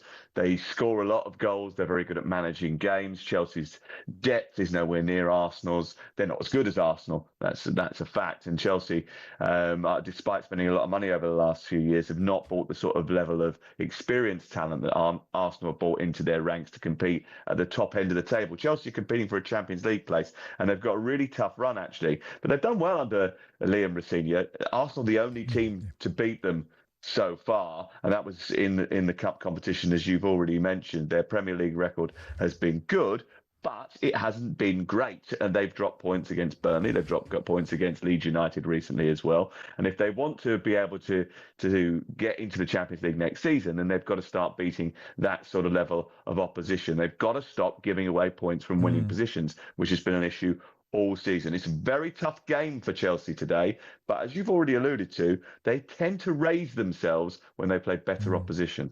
I was making the point yesterday from a piece I'd seen in The Athletic about the £1 billion being spent, by Chelsea in the last few years, and like the ages of the players that they brought nobody in above 26. Everybody, say 23 of the 40 odd signings they've made were players between 20 and 22 years old. And I found that's a common issue with Chelsea, is they're obsessed with this idea that it's all about potential mainly, with some signings that have already been proven, but not at the age. They don't buy anybody of 27, 28, 29, 30. Absolutely not. And I think the oldest outfield player in the team is Tosin Adarabioyo, who's 27 years of age. The oldest player in the team is Robert Sanchez, I think. It is a team that lacks experience. And Simon Jordan and I had a little bit of a discussion about this, and he was saying, well, the idea is that over the course of the next few years, these players will become experienced, and maybe that will be the case. I think from a personal point of view, I think you need to have some level of senior pros to help coach your younger players and develop your younger players through tough times. When you're in a game like the game that you mentioned, the semi-final away from home, where they've got the opportunity to nick a goal and take it to extra time against Arsenal, it's very tight. They might get something from it. There's no senior pros been there, done that, been through the ringer, managed those last few moments of games, knows when to go, knows when to put the accelerator down, knows when to back off, knows the right level of approach. You mentioned the spending. Chelsea have spent £680 million net since the Blueco takeover. Net. Arsenal's in comparison is £575 million in the same period. Look at the difference in level of squad. There's a lot more senior players in that. And Chelsea copied a lot of what Brighton did. There's so many different personnel from Brighton that are in the Chelsea hierarchy. But Shebahn and you were just having this chat about Fabian Hertzler, and you just said just before I came on that Danny Welbeck and James Milner, Lewis Dunk were the best players on the pitch last Saturday. But they were, and that Sam. tells you something. Absolutely, because you need a little bit of experience too. And then on the other side of that, not only have they not got experience, they're getting red cards willy-nilly. Chelsea as well. Part of the same thing, I think, Shebahn. I think it's the naivety and yeah. Common thing. 8 red cards is ridiculous, and 100 yellow cards over the course of the last 2 years. I mean, it's just stupid. Wow, okay. Going to be a huge one today. You're all across that game for us on Game Day Live from the Emirates as Arsenal host Chelsea in the Premier League. Very quickly, Sam, yesterday there were some dubious VAR decisions in the Premier League, especially Burnley versus Brentford. Burnley were 3-0 down, come back into it and then have 2 goals chalked off from VAR. What do you make of it? I'm not talking about it. Oh. I'll tell you why I'm not talking about it. Because we spend far too much time talking about referees and VAR decisions and technology and does it work, doesn't work. Yep. It's nonsense. Do you know what? That game was absolutely brilliant. It was edge of your seat stuff. John Dunn, I was listening to John Dunn, who was reporting at the game yesterday for talkSPORT. He was terrific. He took us through every twist and turn of emotion there. It was brilliant. The fact that Burnley came back from 3-0 down to be at 3-3, possibly could have won it, then lost it. It's a brilliant story. And all we talk about is VAR and those stupid decisions. I mean, if that goal from Ashley Barnes is given, no one's complaining, right? No one is moaning about that. You know, there was some dreadful defending. We don't analyse that defending because we're too busy caught up with VAR.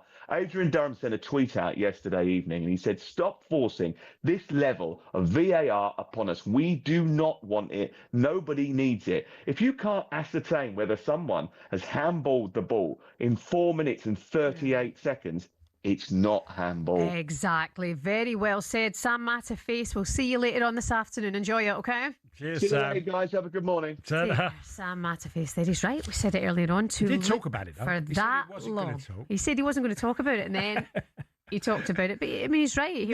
This is a frustration we're all having within the game. I know. That is the issue. And it was a terrific game. And, you know, we speak it, but we've ended up talking about it because it's so obvious that the game has an issue. Yeah, and we've to accept as fans and people who work in the industry, you're going to have to get on board with it because it's here to stay. Yeah. Well, it's wrong. That was wrong Like me and yesterday. you. Yeah. We're wrong as well.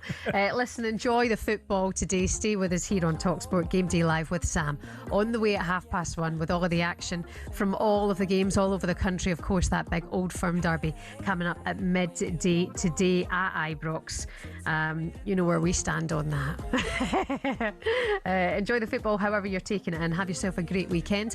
On the way next, you've got the Sunday edition with Henry Winter and Sean Custis and a very, very special guest in the studio, former Villa CEO Christian Purslow is with the guys. Enjoy, have a good Sunday. You're so indecisive, what I'm saying.